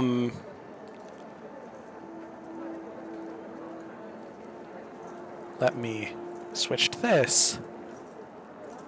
Is it that guy? I think it's that. Yeah.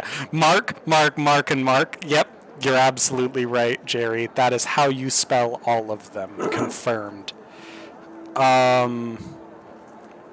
Okay.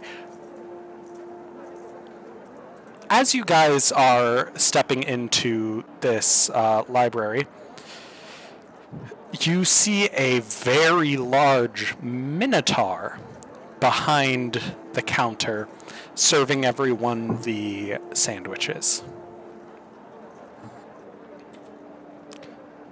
And I was on the wrong tab, so I just typed something instead of bringing it up. You see a very large minotaur who Oh my god. is kind of hunched over a little bit, actually. Almost like he's trying really hard to make himself small as he's giving this sandwich that in his massive paw of a hand looks more like just a tiny morsel as opposed to a fully sized sandwich, but it is a very normal sized sandwich. He is just a very large sized minotaur. How tall is he? He's probably at least 7 feet, but then there's his horns. And you can see him like he's naturally hunched over, so he's only really maybe 6 feet. But it's because he's really working to make himself small.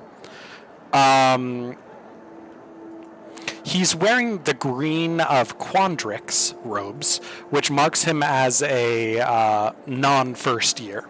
He's also seems to be working the shop, so you can guess he's probably, well, not a first year. But yeah, as you guys come in, he says something to you guys and gives a little wave, but you cannot hear at all what he said.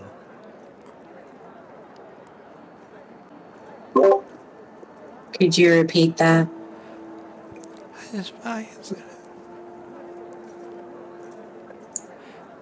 You have a feeling you'll probably have to close in and like stand right at the bar to hear him. But yeah. Go for it. Do you guys go up to him? Yeah. Oh, I am. Before that, Imogen's gonna be like, one more time, say that one more time. You can see he seems a little like, welcome to the cafe.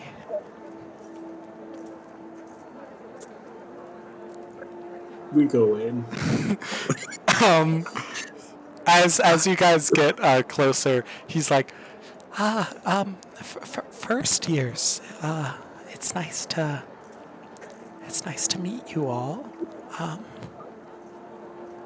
My name's Drazomir. It's a pleasure to meet you all. Can I get you anything? We're here doing the scavenger hunt. Oh, the scavenger hunt. Yeah. You know, I could really it seems like he's kind of a little panicking, trying to like say what he needs to say, and so you see just kind of like deer in the headlights, like you see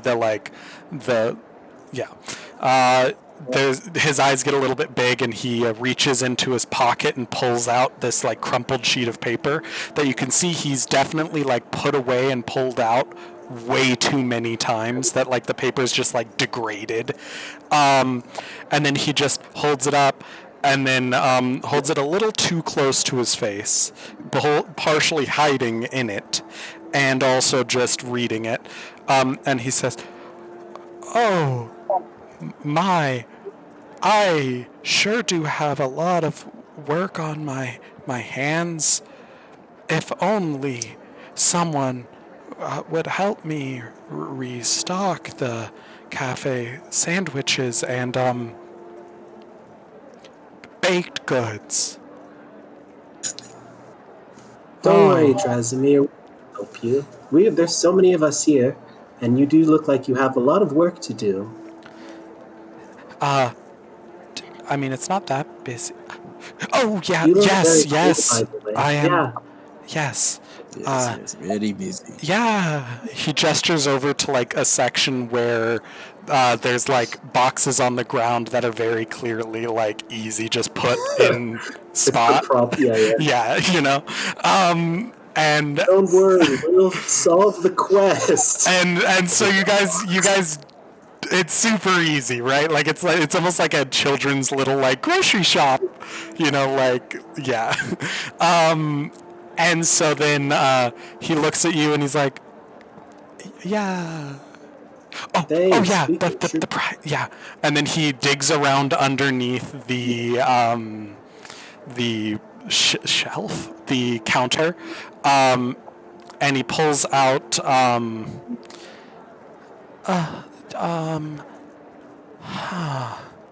he's only holding one bag as he comes out and looks at you all. He sets it on the counter.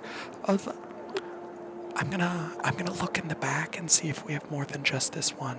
Okay. Okay. Yeah. problem. And he Sure. goes into the back and you hear a thump, like he might have ran into something. And sure enough, like the back is definitely like it's a human-sized back of this small shop. Like it's definitely not designed for his size. And he comes back out Hey, and Well, I want to say something while he's gone. okay, good. That's okay. Guys, when they come back, we should tell them that they're doing a really good job because I feel really sad right now. Yeah, I'm very conflicted whether I should call him big man or small man. I know. I just want to say. don't know If you which just way want to to back up to like you're doing great, but I think they're coming back right now. Oh. Ooh. He just needs a little encouragement. He comes back Yeah. and you can see there's definitely like the parchment paper from something that was wrapped stuck on the tip of his horn.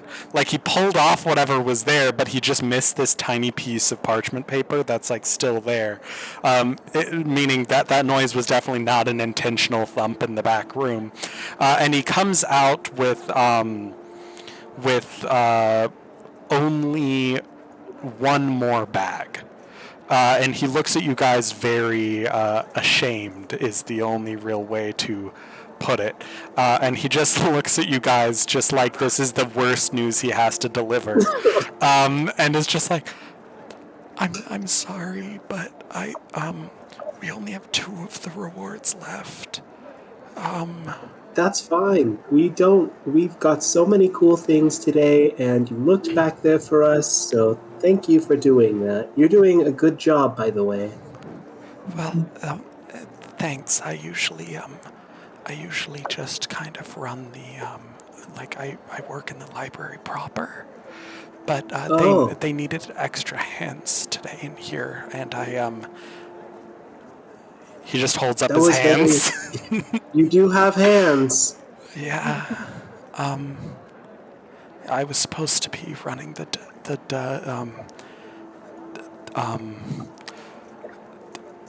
Dead Languages Society's booth, but yeah, I mean, What's that? it's an extracurricular. I'm the I'm president of it. Do you have to be dead to be a part of it? It's funny. No. Oh, was it? Yeah, it was well, was it not supposed to be? He looks at you just like big eyes, like he laughed when he wasn't supposed to. Oh, I thought it was. Yeah, it was the big joke. Okay. You got it. He like lets out a breath of. Okay, well, yeah. I mean, we're supposed to like represent so that we can get You new did. people. You did. But so this is. I'm curious. This is me like representing. But Dead Languages Society, we like study dead languages, and That's we're a true. society. We I are like a it. society. It's fun because there's a lot of like really cool there's like poetry and stuff. When he says Do poetry, you there's like a poetry? spark in Yeah. his eyes. Like you can see that he just wanted to mention poetry. Like now that it's out, there's this spark in his eyes, and like just he wants to talk about it so bad, but you watch himself cut himself off as he says this. He's like, I mean, there's some poems. There's also like, like war Do you write treatises. your own poems? I do. write poems I do write sometimes. poems. He's talking louder now than he has the entire time. He's like, I do. Yeah. I can't go to school for poetry, but I mean quandrix, right? It's like math. It's like the poetry of the of like everything. So it's kind of that, I guess. Kind of. That's well. I'm sure we'll all. At least I'll come to your meeting, and maybe we can talk about poems sometime. I've got a really good collection I'm working on translating out of a dead language, because the problem with the dead language is no one knows it. No one knows it. Yeah. Otherwise it wouldn't Okay. be dead. It's like a puzzle, and then the reward is pretty words. Exactly. He looks at you like you get it. Like you absolutely get it. Yeah. Well, do come back. What was Okay, your thank name you. again? Oh, my name is Syntax. It's nice And to meet your you. name Syntax. was Drasimir. Drasimir Yarnask, but you can just call me Drasimir. I hope we see each other again, but no pressure. You're fine if not. No, I'll see you. I'll look for you. Also, You're very tall, so it's easy to find you. that's what people say if they're looking for a book a lot of the times, because you can kind of see me above the stacks sometimes. Yeah. So just let me know. Also, if you need a book when I'm working out there, obviously not in here, I can help you. Also, if you guys want to work in the library or anything, we could be friends. And I'm very interested in working with the biblics. What's your name? My name is Imagine. Imagine. He looks at you and there's this wistful look in his eyes as he tilts his head a little bit to the side. Has anyone told you your name sounds like Imagine? It's the first time I may have heard of that. It's I like so the way you pretty. think. It's so pretty. Like a...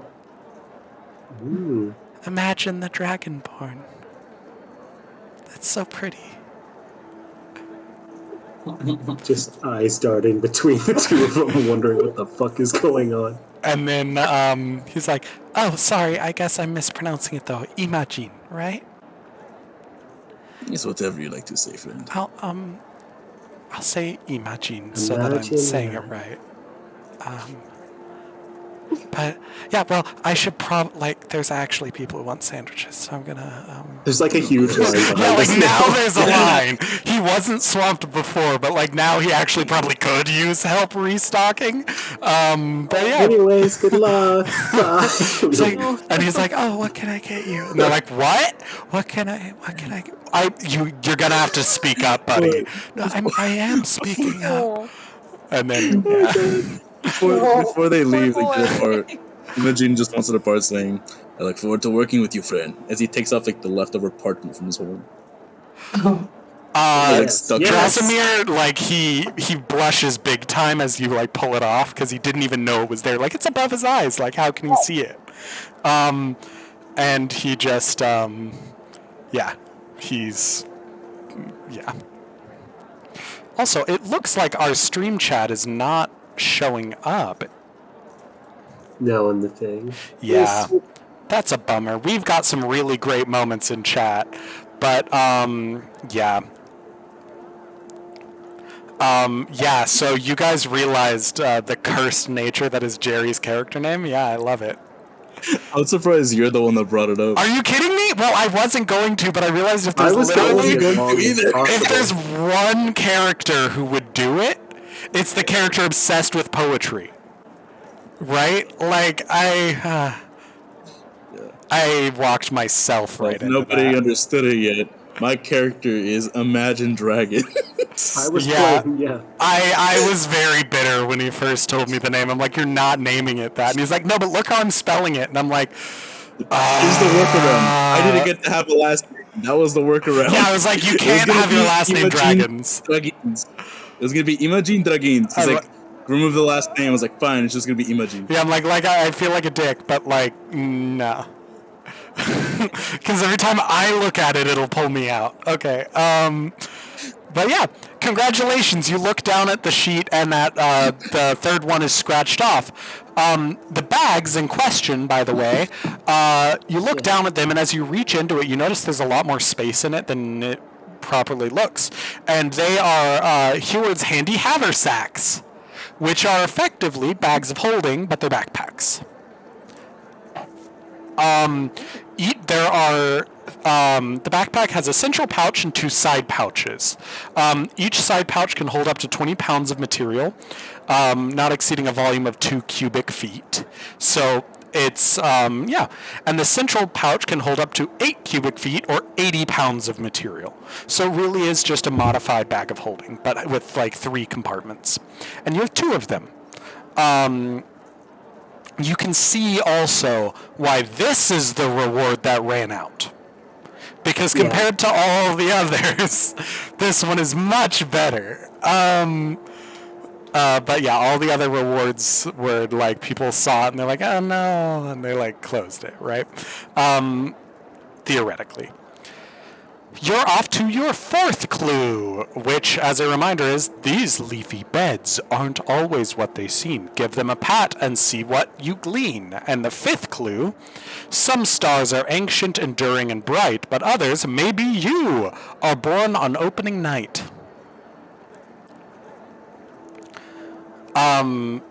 What are you guys wanting to do? Again, if you want to kind of deduce where to go, you can roll an investigation check, or you can just think about stuff that you guys might have seen or mentioned or whatnot, and see if you guys want to check it out. You guys also feel free to chat amongst yourselves if your characters would say anything. You guys did just meet a very soft-spoken individual. Yeah. I still don't know if I should call him big man or small man. He seems very insensitive to talk about his size. I said that I mentioned their height and they seemed fine. Yes, well, you had a But conversation going. Yeah. Oh, I could ask next time. I don't care. I mean, I'm I'll probably ask all the embarrassing questions. Oh, so you're going to do like a professional... Yeah, I'll ask next time then. I can go back right now, but there's like a line and I'm not waiting in that. Yeah, looks like you could really use help now. I'd ask from here, but I don't think we would hear. And I also still want this world record, so we're not going back. No. Does anyone have an idea about the next clue? I have an idea, but I kind of want to hear. There was a plant thing. There was like some planters and some students watering them, I think. It's a big place. Yeah. Yeah. Do we like turn around and they're like conveniently like down there?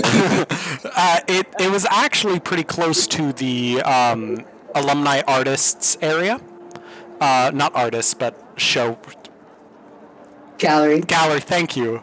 I was like, showroom. Showroom. Yeah, but so there's 2 sort of large hexagonal planters by the artist. Oh my god, gallery. Yeah. I forgot it Words already. are tough. And yeah, as you head that way, it's what's called the Book Garden. Why am I air quoting that? That's what it's called. It's The Book Garden. It's a lush arboretum. They're relatively small, but there's 2 of them, and it's a nice little area. There's like a bench or so in it where you could sit and be in nature and still read. All in all, though, it's about the largest one is probably about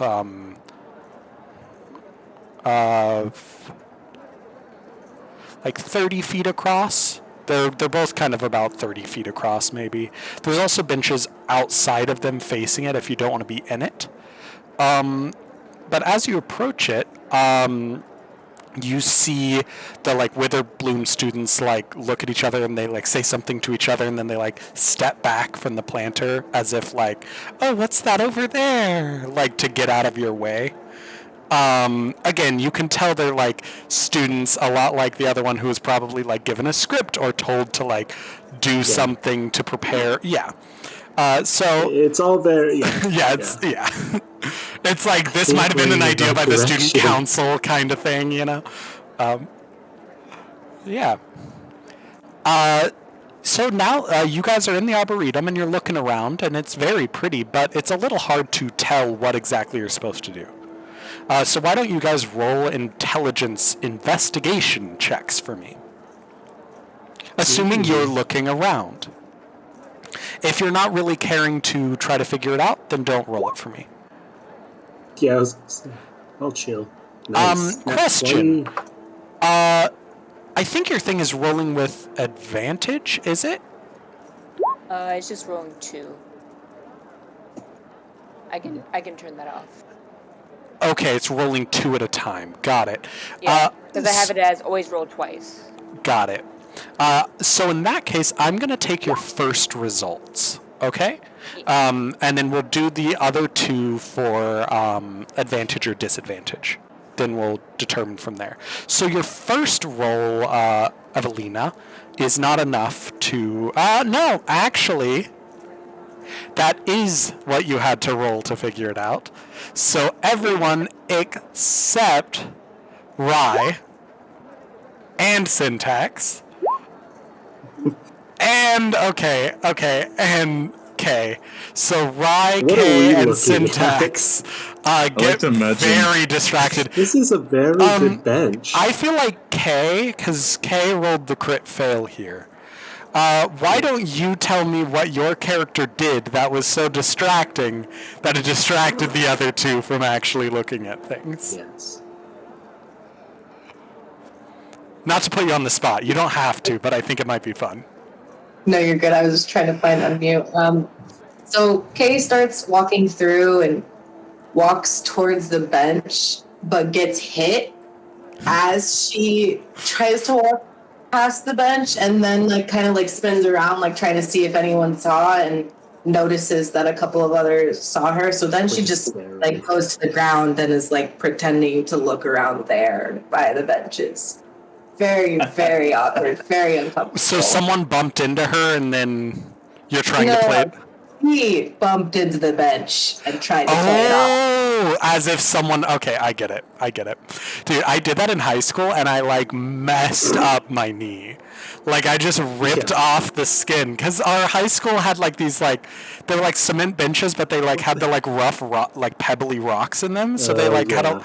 Yeah, so I accidentally bumped into it with my knee and it just like... I had like a mark for 5 years because I bumped into... Like I thought it was just going to be a scar that would just like stay there, right? It went away, luckily. But like... I bumped into a bench. Okay. It's almost as bad as I have a scar on my hand from scratching myself with a pencil. I reached into my bag and just ripped my... Yeah. Okay. That was funny, Jerry. Are you all... Okay, are you okay? Yeah, I'm fine. I can't tell if you really fell down and you're hurting and you're playing it off, or you are just much better at what I'm doing right now, which is not looking for plants. She stands up and just kind of looks at you. Well, I haven't found it. It's okay to be honest. If you fell... I just said I haven't found it. I mean, I fall down all the time. You'll probably watch me fall down like today. There's a lot of stairs here. We're just having this stupid conversation. As you hear this comment about stairs, that seems a little ominous, honestly.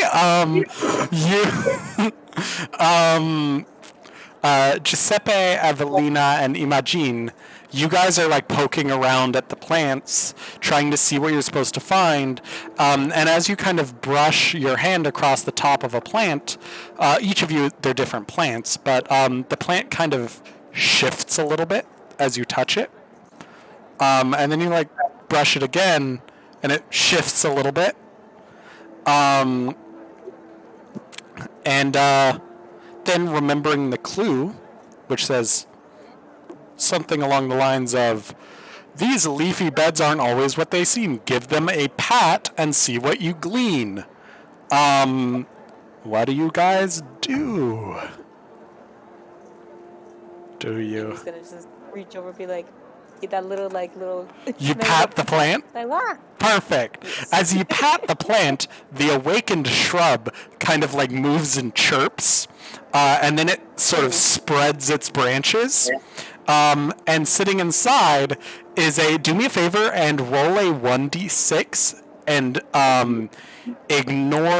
reroll a 6. Okay? E6, here we go. 4. Okay. Now I have to actually look at what those numbers are. Sorry, okay. A 4. 1, 2, 3, 4.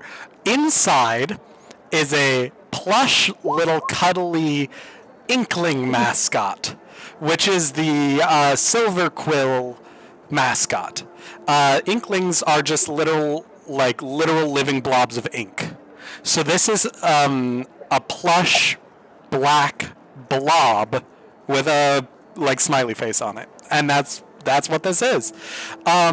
It's a tiny magic toy. It's perfect for cuddling.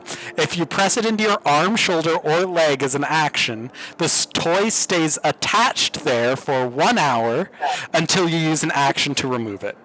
The toy can also be used to fight off fear. If you make a saving throw to avoid or end the frightened condition on yourself, you can give yourself advantage on the roll if the toy is on your person. You must decide to do so before rolling the d20. If the save succeeds, you can't use this toy this way again until you finish a long rest. In other words, it's so cute and comforting, it helps you shake off the scary things. Oh my. And because your character is so small, it's like a big carnival toy as opposed to like a little... and again, you can just putting it out. You can just put it on you and it'll stick to you, right? If you just keep it. And so, yeah. Giuseppe and Imagine, you both do the same. So why don't you guys roll d6s for me as well? And let's see what mascot you guys get. Oh, Emily did already. I'm sorry. I'm dumb. She got one. Emily, you, or Giuseppe, gets what looks to be a little, almost think Roman statue. But it's like broken, and in between the broken bits is like this red kind of like fuzz, so that it looks like the reanimated statues of Lorehold, which are their mascots. The Lorehold statues, they take statues of historical figures and then imbue them with the spirit of that figure, and then they will animate the statue, breaking it and moving it. So you get this little statue that looks like a reanimated little like Roman statue, but again, it's all plush and the little face on it's like a smiley face. Okay, Imagine, you... Oh, I'm so sorry, I got that wrong. That's the one that Imagine got. Imagine got the little statue. Giuseppe got a little, a Prismari Elemental. So what those are is this combination swirling blue and red, fire, water, ice spiraled together, making this sort of animal-like thing. Yours looks a bit like a gazelle. And again, Prismari kind of outdid themselves. It looks better than the others. Not like too much, but a little bit. Like the like red flames have that like kind of fuzz that comes off of like a Beanie Baby, you know, like the longer, like the hair they put on it or whatever, where it's a little softer. So it has like veins of that like fire on it, as well as the rest of the normal kind of plushness. All of these work the same way. Do the other people also pat shrubs and get stuff? It's okay to cry, especially if you're bleeding, and we're like still doing. Did you guys find it? I really am fine. I'm being honest. I'm okay. Okay, good. I We mean, you found could something just. over here. Okay, Okay, let's go look at what they found. Okay. Okay. I am really good. If you are bleeding, I could fix. Like, we go on over. You go over and you see the three with their new plush mascots, or cuddly Strixhaven mascots, as they are called. What did you do? We just patted the shrub. We just gotta give it a little pat pat. You pat a shrub. Okay, I'm just being dumb Just a now. normal, like- Yeah, I'm being dumb. Roll a d20 for me. On a 10 or lower, it's just like the one normal shrub. Yes. It's just stupid. It doesn't actually matter, but I need to know. No, this matters so much for me. I was gonna say. Deja's typing. Deja's typing. Oh, it almost worked, but there's an H there. I see that. Deja and Dylan are sharing. Oh, Deja just rolled a 2, so you pat just a tree, like you just pat the trunk of the tree and nothing happens. And then I guess you're not magical. And then, of course, like the shrub down at the base of the tree, like jiggles a little bit, like it's trying to get your attention. And then, sure enough, you can pat that one, and you'll get a plush. So all you guys roll d6s for me. Let's see what you got. Also, sorry for picking on you, Deja. Just I had to. You know, it is what it is. You roll a d6. On D&D Beyond, if you're trying to roll on there, there's a little 20-sided dice logo in the bottom left corner, and there you can choose things to roll. Okay, thanks. Ooh, you got a 6. You got Six. with. Oh no, 6 is reroll. Sorry, 6 is reroll. Yeah. Both of you got 6s. Reroll for me, please. Of course, Kay got a 6, right? Like. And Syntax, is Syntax doing this? 5. Oh, you got a 5. Okay, so Syntax got a 5. Deja, your reroll is a 1, and we're just waiting for Rise reroll, also a 1. So both of the 1s, you guys got the same little statue as Giuseppe did. I'm sorry, as Imagine did, because I mixed that up.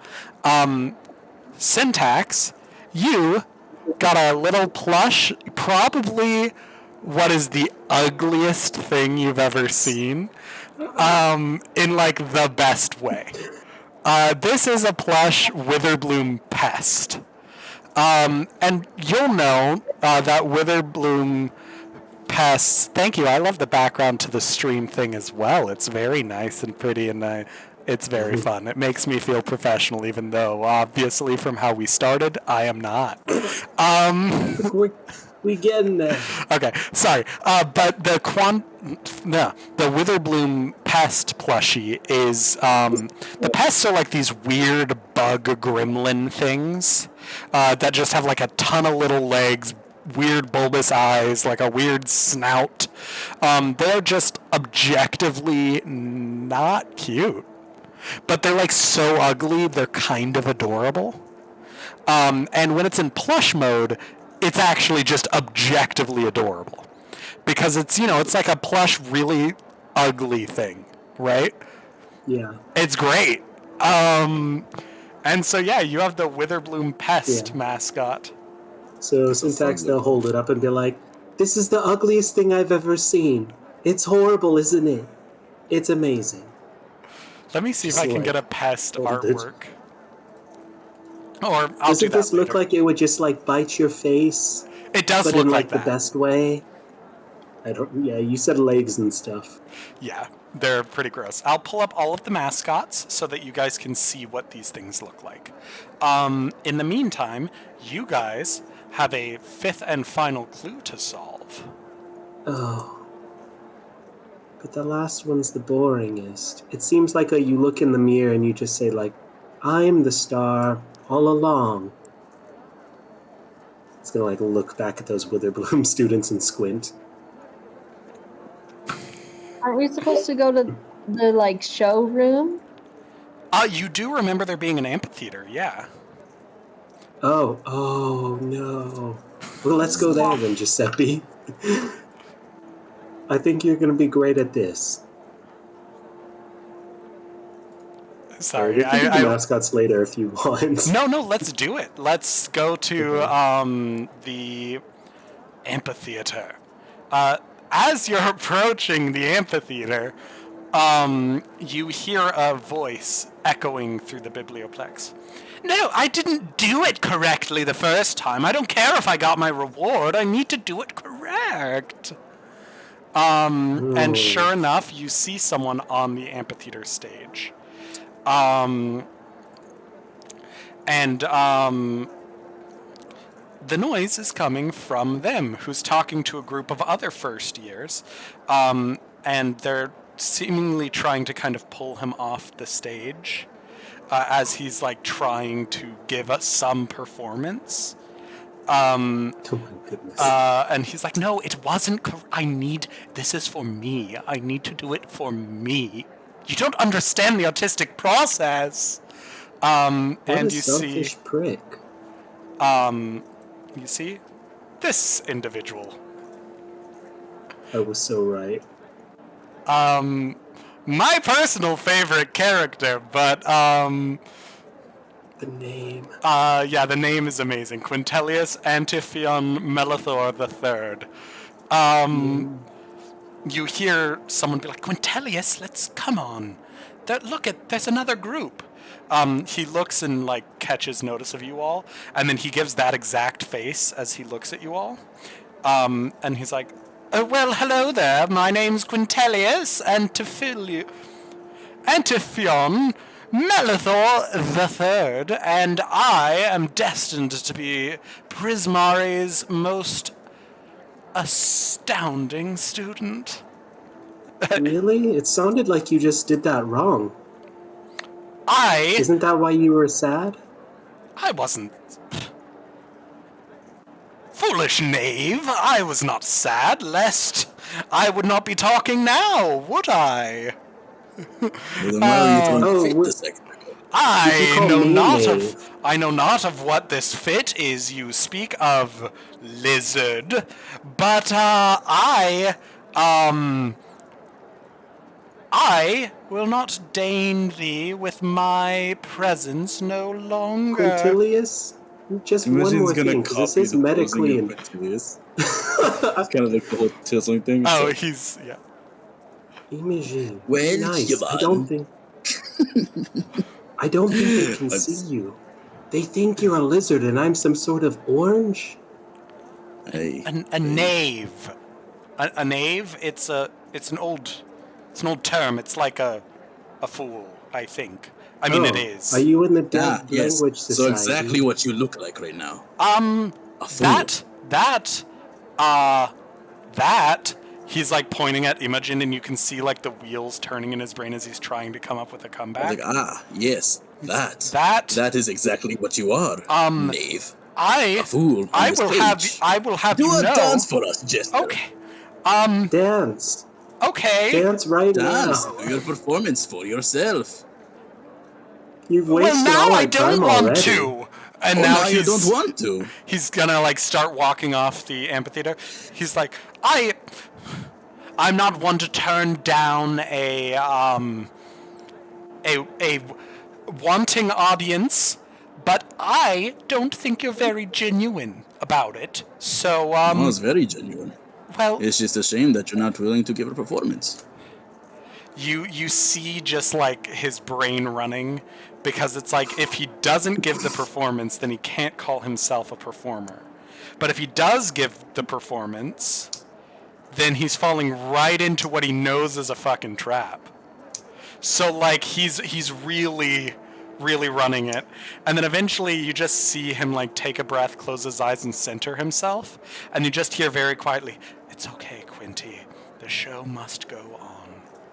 And then he What a walks diva. into the center of the stage, turns and looks out at you, and then begins speaking a language you have never heard before. But he is saying it like it is Shakespeare. He is trying to deliver the hell out of this. And at one point he extends his hand, creating the same in the picture, blue spiraling magic, and he speaks into it very Horatio Skull. He does the whole entire performance. And then when he finishes, you know something emotional happened, but you have no clue what it was. And he looks down at you, Imagine, with a smirk. I bet that put you in your place. And then he goes and walks off the stage, convinced that he won this argument. Imogen will kind of like side to like Syntax and be like, you know, that'd probably be very convincing and very interesting if I knew what the fuck he just said. I wasn't even paying attention. It sounded good, he could though. have just been I think saying, what you like, need to do is croissant go up there. bacon, omelette, navel. Oh my goodness, you're probably right. Can you I go think up he just there did and it just for show them off? Because nothing would make me feel better than just watching them huff off in a flurry. Which You is do something I bet notice they would do often. he does. We're speaking in normal volume. I hope he can Yeah. hear us. He's standing close enough that like he's definitely listening in, but he's acting like he's not. He's doing like a stage stand. Yeah, to the off in the side. corner, like with his group of friends who like haven't paid attention to any of this. Like that you don't know how long they've known this guy, but like long enough to know just not to pay attention. And so like they're probably talking about like figuring out whatever the next clue is or whatnot, and he's just kind of standing there in a way that you know he's standing, thinking people are looking at him. Like very much Is so that- that like he's like clenching his butt and like crossing his arms and like everything is flexed, but like also trying to look like he's not flexing. Imogen, please, you have to do this for me. I think I hate this person more than anyone I could imagine hating. Can you please go up there and shut them down with your amazing performance? I can try. And he's going to say this to the rest of the group. It's like, please just, if there are gods still out there anymore, I need to see this person just leave in a flurry. Then I guess we shall leave it to the gods whether I perform well or not. Yeah, and I will say that's a good line, Trent. But I mean not but, in part because this setting, the gods aren't very present. So a lot of people see them more like how we may see gods in our world, where while there's divine magic and stuff like that, the question is whether if that magic comes from the gods or just the power of belief. Because at least for as long as people can remember, no one's actually seen a god or proof of a god. Though legends tell of way back in an age known as the Mythic Age, apparently gods walked the earth. And rumor has it, on the continent across the ocean to the west, rumor has it the gods walk that continent, but not here.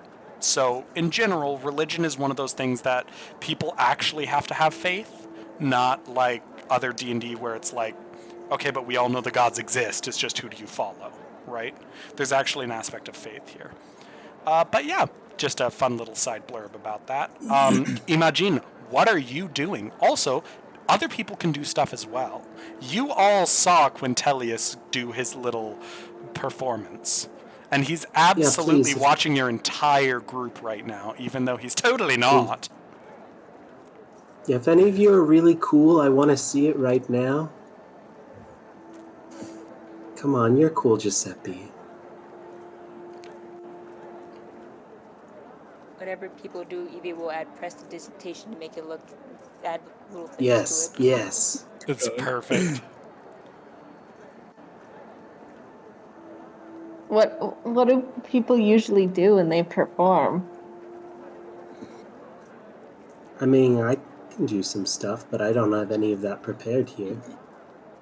I actually put effort into my performance. Just shout that over. You see him just like shift, but like that kind of like bounce of frustration. That like he's not center yourself. Very like Sharpay High School Musical like bounce of frustration. But yeah.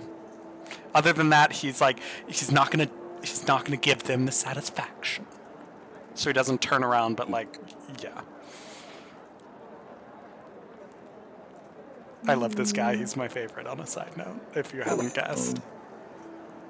Imagine's just gonna go up the stage and just start fucking ham-boning. Yes. Yes! Yes! Oh my goodness! He's gonna do that shit. He's gonna fucking go on stage and do that shit. Roll a performance check. And because Evie is doing prestidigitation, have advantage on the performance check. And let's see if you show Quintilius up. Let's So go. roll Let's that go. twice. Please roll well. That's My the goodness. first one. 14 is already really good. And a 3. The 14's the best I got. 14. That's good. What makes it even better is at the moment you finish, bright floodlights snap on completely around the stage perimeter, Oh my God, turn, wait. angle down at you, and then there's this loud, triumphant, horn, and then just thunderous applause. I wanna add this to it real quick. He was ham-boning with the fucking flag that lightning Yes! Okay, you know what? Yeah. Damn. Yeah, no, that's gonna give you at least a +2 bonus, which gets you above 15. You're fine.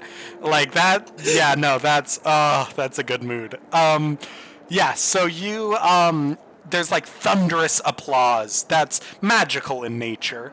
And then, you see resting in the spotlight, which is coming from right on the edge of the stage, think of the floor light kind of thing.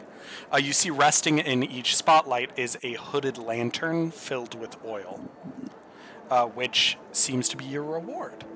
As you're walking over to the lantern, Quintilius huffs and gives you an over-the-shoulder side eye, and his only comment is, "The lights do that for everyone." Oh, good. So we're on even footing then. I wouldn't call what I did and what you did even, but I do respect someone who's capable of the craft, and it is clear to me that you have talent. So I apologize if we got off on the wrong foot. He looks at you waiting for you to tell him your name. He's gonna look at him. He just I holds it a accept your little. apology, Quintilius. And, since you know my name, might I know yours, perchance? My name is Imagine. Imagine. Well, Imagine. Till we meet again. And then he does a very dramatic, if he had hair, he would have tossed it, but, his hair's short. And then he, walks off, making sure that, his cloak billows. Off. Yeah, making sure his, cloak billows a little bit. But, you guys don't even have to roll a check to see that, he has his hand slightly behind it, flicking it out. To make it, billow just a tiny bit. And, yeah. Then, Quintilius leaves the scene. Yeah. That was And- amazing, by the way, E-Machine. Thank you. We have to mention... On a side note, sorry, this is the only chat that has shown up in our chat log, in the stream chat. It was the only one that showed up. It was just, I ship it, and then it went away. Nothing else worked, but that one showed up in the stream chat. And honestly, same, so yeah. Strixhaven. Oh my god. Next time we see them, I'm wearing a cape so I can do that stupid billowy thing in front of them. Well, what's great is you guys... I might start wearing a cloak. You don't have to hold it.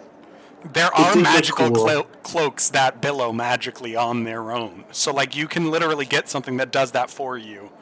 But he doesn't have it. Yeah. We need that. I could probably make something.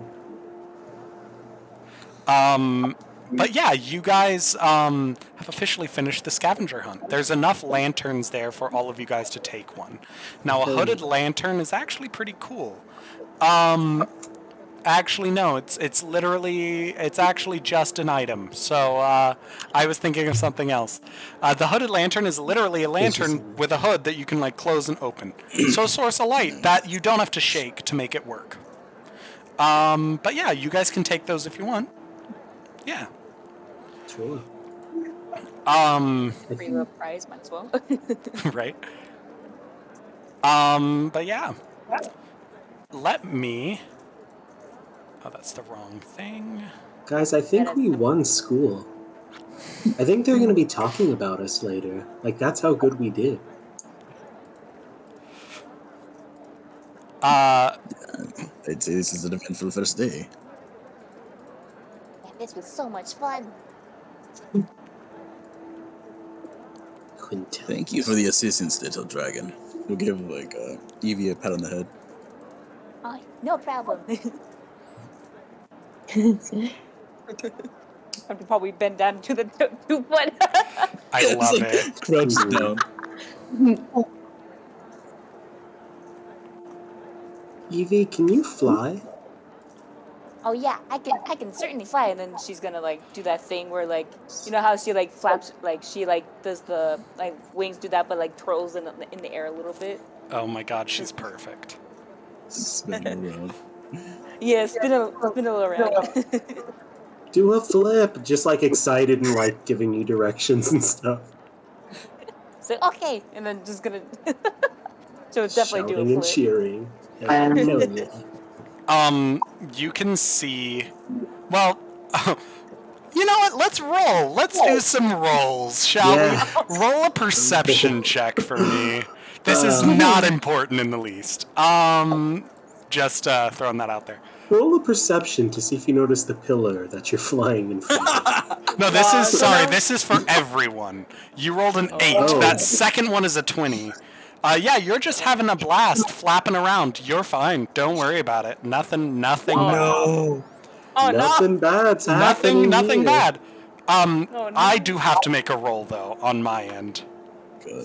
It was almost an Oh, 18. okay. Over to a fucking 12. Okay. Oh, I think. Oh, okay. So 2 of you guys saw it. Quintilius rolled a 15 on stealth. He's watching around the corner, and you can see he's kind of bitter because like Evie's good, and like other people like outside of your group are watching and like cheering, and like no one did that when he gave his monologue, and so you Yeah, can we're just see having like fun. he doesn't know you guys see him, so the only people who see him are Giuseppe and Syntax, but so not knowing that people see him, you can see just the like overt scowl on his face of just like blatant jealousy. But yeah, see, I told you it wasn't an important perception, but like, That meant everything, Emerson. yeah, that's Quintilius, guys, my favorite character. The Draco Malfoy. The Roy Blackwood. We can encounter him So at the that's same a character college. from the game Oh. Trent runs. But it's not that character at all. I'm just throwing shade. No, he could be your Draco Malfoy, or he could be your Ronald Best Weasley friend. comedic relief. I don't know. I don't know. I'm just being dumb. But yeah, so that is actually a great thing to touch on, because we only have about 10 minutes left tonight. Let me talk to you a little bit about extracurriculars, as well as students, and how relationships kind of work in this setting. We still have a bit more to do. You guys can explore, you can check out extracurriculars, you can do lots of stuff, or you can kind of call it, or whatever.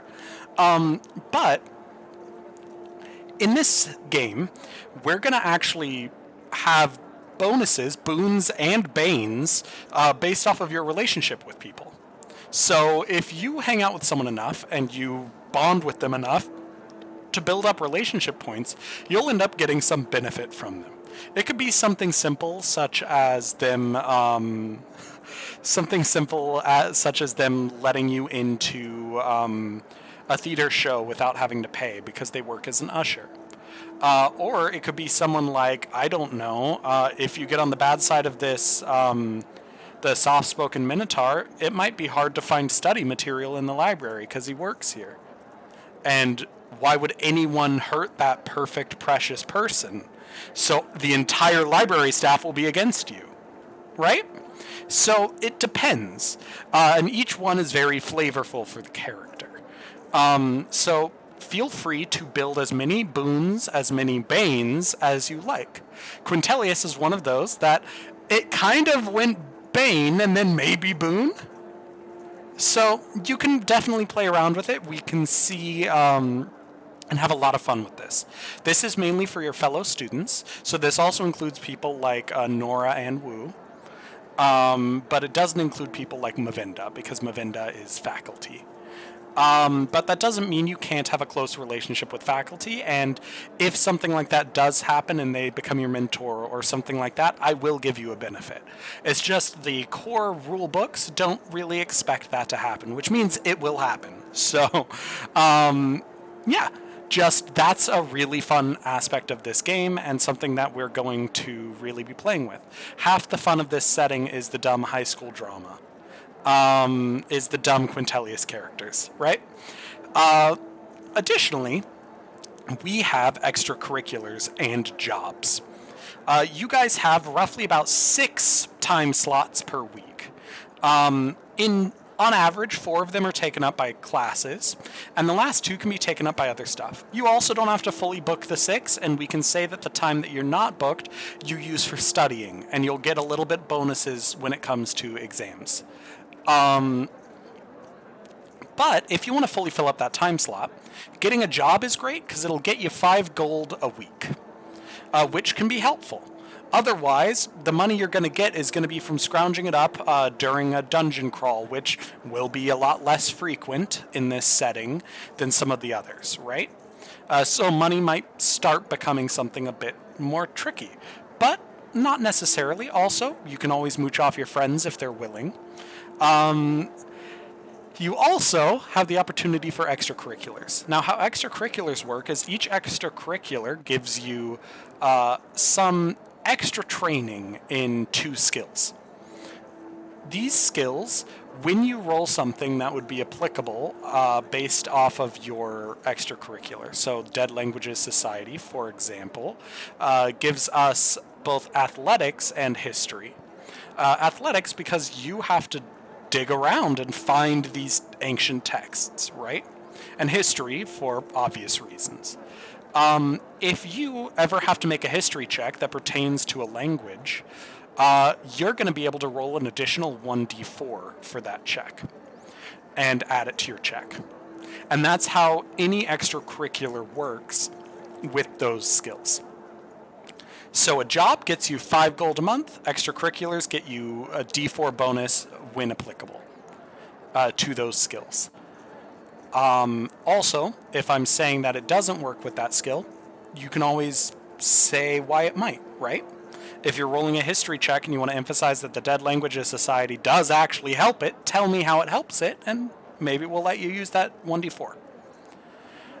So yeah, those are kind of the unique mechanics that we're going to be playing with in this game. There may be a few others here and there, but these are the ones relevant for today, really. I will, before we part ways, I'm going to show you what all of your mascots look like. Let me make sure I'm on the right layer for this. So this is what the Prismari mascot looks like. So imagine this, but plush. You'll see why this is the best looking one. So it's this mix of fire, ice, and water, all blended together in this artistic representation of a creature, an animal. So this is the one that Giuseppe got. But of course it's a small little plush version of it. There are the statues, which are the ones that most of you got, honestly. And the statues are awesome as well. Ignore the man out front, but this is what the statues kind of look like. The statues are mascots, but they are also spirits of the dead reanimating statues. So, where the other mascots are very much so kind of loved as this lovable thing, for some in Lorehold, their mascot is honestly their mentor. So it's a bit of a different relationship for them compared to other schools. However, during certain things, such as Mage Tower, a competitive magical game, mascots are all used in that, and the statues are used as the Lorehold mascots. Inklings are living embodiments of ink used by Silverquill. This is the one that Evelina got, but plush. And last but not... Oh, never mind, the pest. I have to show you guys the pest. The pest mascot, we are Venom. Thanks, Jerry. The pest is my favorite, because it's super ugly. Yes. And so this is the Oh thing my that goodness. Syntax got. It has weird, like, toe fingers and a lot of spikes, It's so eyes on its fluffy. legs. Like, it's weird. It's not...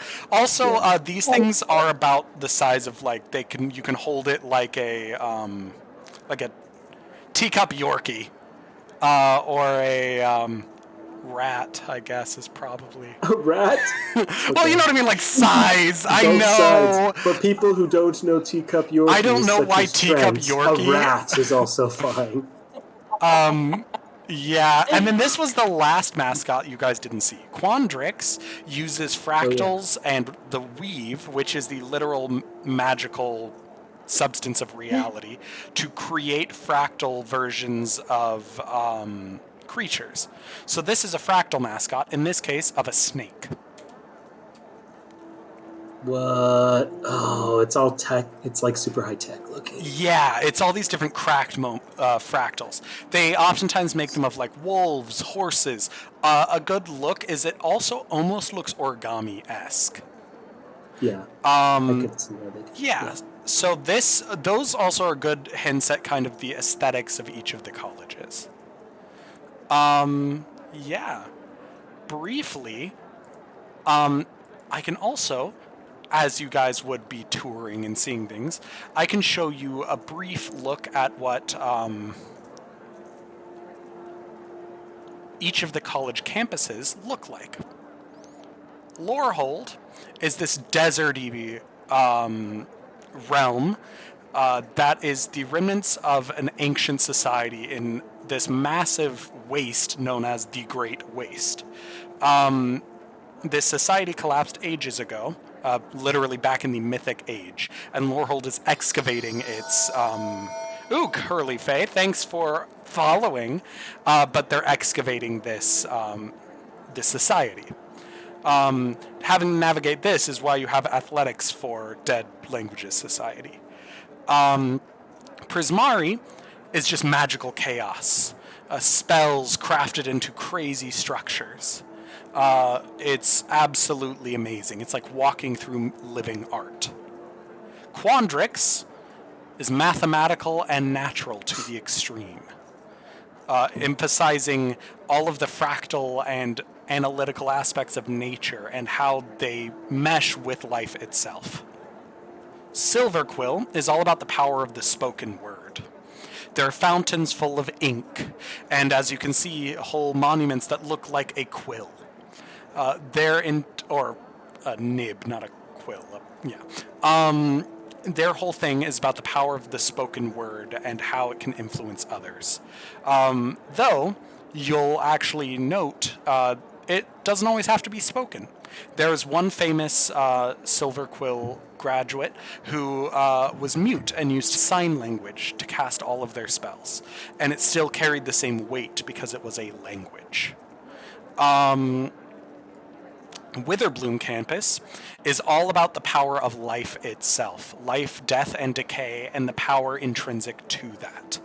It's the home to a lot of druids as well as necromancers, specifically the necromancy that is legal. It is also home to a wide variety of dangerous creatures that live in the marshes, and it's on the edge of a great